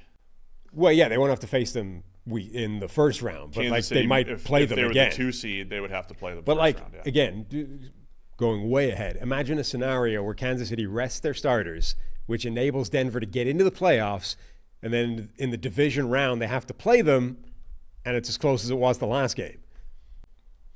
It probably wouldn't happen because the Chiefs would be playing for the 1. I get it, though. Yeah, there's a scenario where they can meet in the postseason, and the only reason Denver were in there is because Kansas City rested the starters. It could be crazy. Sunday Night Football. Los Angeles Chargers 34, Bengals 27. Wild back and forth game here. Chargers move to 7-3, and the Bengals fall to 4-7. It looked like it could be a shootout early, but Cincinnati settled for 2 field goals. It was 7-6. Then the Chargers just poured it on. They get up 27-6, and then the Bengals start sneaking back into it. A 4th down, 4-yard touchdown, 4th and goal from the 4. Joe Burrow to Jamar Chase to get within 2 scores. Then another 4th down, deep ball to T. Higgins for 42 yards to get within a score. Then Burrow hits Chase again for a 17-yarder on a scramble drill to tie the game at 27. Then neither team scored. And somehow they kept punting and missing field goals like 20 times within 2 minutes. And then it was J.K. Dobbins with the game-winning 29-yard touchdown run for the Chargers with just 27 seconds left in the game, or 26 seconds left. Just a crazy game. I mean, I want to frame this essentially with, we had this discussion in the preview show about who's the better quarterback. Is it Joe Burrow? Is it Justin Herbert? And we both concluded that Burrow is a better quarterback, even if Herbert maybe has superior physical tools. And then at the start of this game, Herbert was just absolutely in the zone, just dialed in, zinging the ball all over the place, firing those kind of like seam passes that only he really can fire. Like, just when Herbert is in his bag, he makes throws that very, very few quarterbacks can make. And it just looked ridiculous. And suddenly the Chargers are like running away with this. You're like, wow, is that bad timing? You know, this is not a great week to have declared Burrow the better quarterback. Even if, one game doesn't determine these things, it does, however, make you look quite stupid when it's happening. Well, but it's on prime time, and everybody's, this is the only thing we've seen. So through like a quarter, there's people on Twitter like ripping into us, being like, oh, what do you think now, idiot? And I'm literally telling Ben in our chat, like, you might want to ready the clip of when we, so we could eat some crow the next morning. Then that stopped happening. Like, Herbert just went off the boil. Burrow took over, and Burrow starts making incredible plays and executing this comeback and hitting deep passes on 4th and short, like they missed before. And suddenly Burrow's playing amazingly. And then down the stretch, they both went off the boil. And honestly, I just was curious, check the PFF grades. They're both going to end up basically in the same spot, with neither one of them really claiming it right at the end when they had the opportunity to. Oh, yeah. I mean, I thought they both had stretches where they were awesome. And then both had time, and they both had chances to win it, and it was bad. There was a point in the game where they threw up a graphic that Justin Herbert started 9 for 10 for 159 yards and 2 touchdowns. And since that point, whatever the point in the game where this graphic went up, 6 for 23. He was 4 of 13 for 53 yards and no touchdowns. He started 9 for 10, then went 6 for his next 23. Yeah. Now, it's a fascinating stat. It wasn't all him. There were drops, whatever. But he went 6 for 23. And there was a point. And also attempted to throw the game away with a pick 6 that was dropped. Yeah. I mean, he threw what Mike Hilton had back-to-back incredible reps against Ladd McConkey, broke up a pass, and then broke on one that easily could have been a pick 6. Should have been. I mean, that was one where when you see the replay, it's actually more like it's a worse drop than it looked live. So those are you're talking about a Bengals team that's 4-7, and you pick 4 plays that you want to reverse this year. The Mike Hilton drop pick 6 is one. Joe Burrow had his own. They were going for the whole thing. The deep ball to Jamar Chase in a tie game, and he missed him by a step or two. So those missed opportunities on both sides. But I also thought, there's high-end quarterback play at various points from Herbert and from Burrow. It was a really good back-and-forth game. So Herbert could have thrown the bad pick six. He ends up making two big throws to Ladd McConkey, including an incredible corner route right on his hands while getting hit.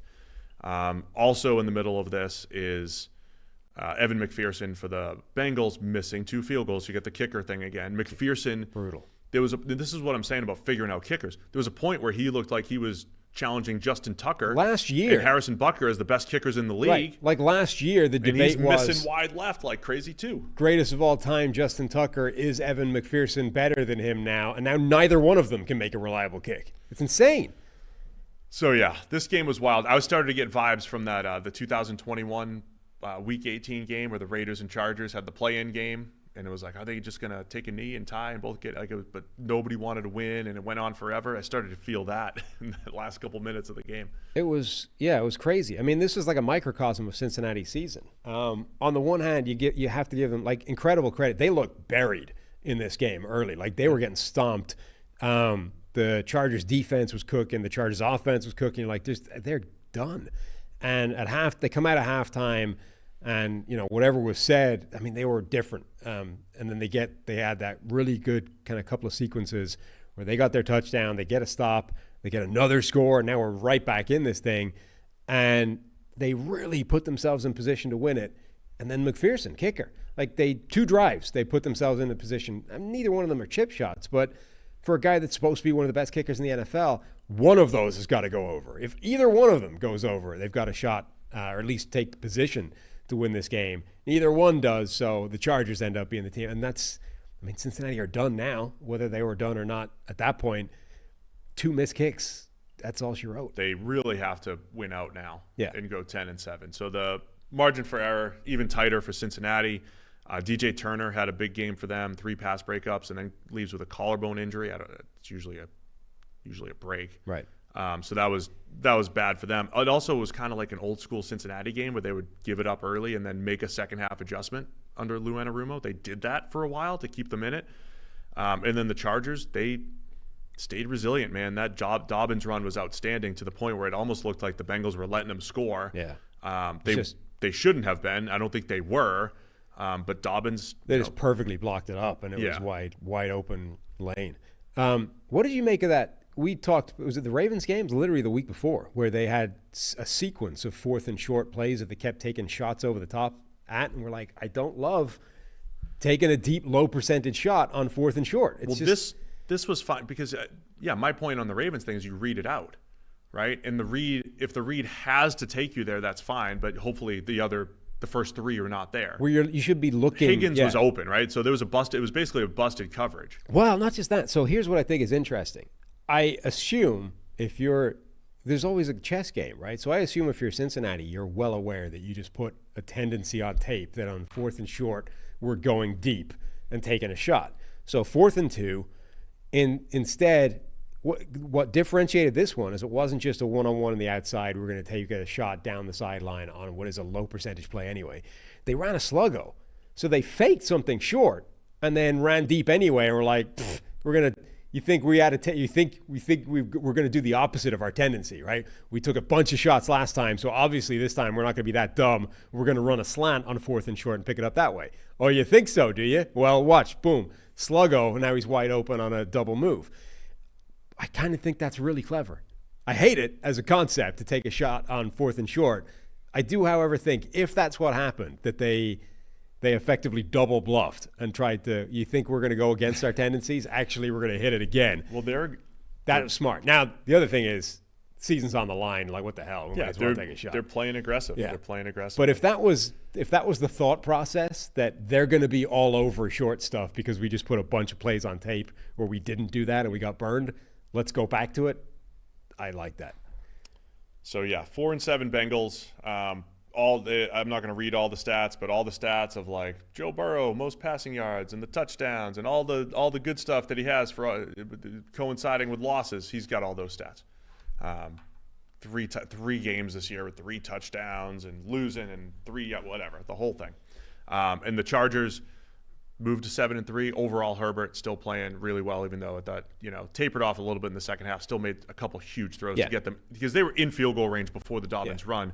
Were set up to win this game even before they scored a touchdown. Both QBs overall played pretty well. One big difference between the two, I think, is that, Herbert's offensive line was really, really good. Trey Hendrickson did his best and definitely made an impact on some plays, but he was like the one guy there that was making an impact. Meanwhile, the Bengals offensive line was really struggling to contain the Chargers pass rush, who had multiple guys making plays. Tui Pelotu was a beast in this game. Joey Bosa was making some plays, even if he failed to grab hold of him a couple of times. But they had a bunch of guys. Puna Ford made some plays. That was a big difference between the two. All right, man. Anything else on Sunday Night Football? No, other than yet more evidence for my quest to now ban kicking. Ban it. Just ban kicking. Get rid of them. Don't rely on kickers ever. No. All right, before we get out of here, I'm going to tell you about our friends over at GameTime. You've heard us raving about GameTime, the ease of use and the ability to get tickets, and just want to reiterate that. GameTime Picks is incredible. It filters out the fluff, so you get only the incredible deals on great seats, so you don't have to waste time searching through thousands of tickets. Curation makes it easier to save on sports, concerts, comedy, theater, whatever you're looking for. You get the all-in pricing. You toggle this feature up front. No surprise fees at checkout. You get the panoramic view of your seat right in the app before you buy it. And GameTime has a lowest price guarantee, or they'll credit you 110% of the difference. This is how I get my tickets, man, whether it's a live college or NFL football game, concerts, whatever it might be. GameTime ticket coverage, your purchase is covered also by the most flexible customer service policy in the ticketing industry. So take the guesswork out of buying concert tickets right now with GameTime. Download the GameTime app, create an account, use code CheckTheMic for $20 off your first purchase. Terms apply. Again, create an account, redeem the code CheckTheMic, CheckTheMic, for $20 off over at GameTime. Download GameTime today. What time is it? Game time. Beautiful. Right, man. Great show. A little more efficient today. Big week 11. We still have Monday Night Football. A little Texans Cowboys. Someone reminded us we got Tommy DeVito and Cooper Rush going head-to-head on Thanksgiving in the 4 o'clock window. It's going to be beautiful. That's the dinner window. If you're wondering which game to plan the meal around. Yeah. Dinner's during the 4. It used to be during Lions games. Yeah. Now it's going to be during the 4 o'clock window. Now it's Cutlets versus Cooper Rush. Dallas has earned dinner time during for Thanksgiving. We'll also be there to instant react tonight for Texans Cowboys. All right. Thanks to everybody for tuning in. We'll see you again tonight and on Wednesday. More. Wow. Check the mic. Let's finish. Beautiful. Follow your dreams. Follow your dreams. You too could have a mustache like that. I just want to keep it forever. Shout out to Ed. See you guys. We still live? Just leave.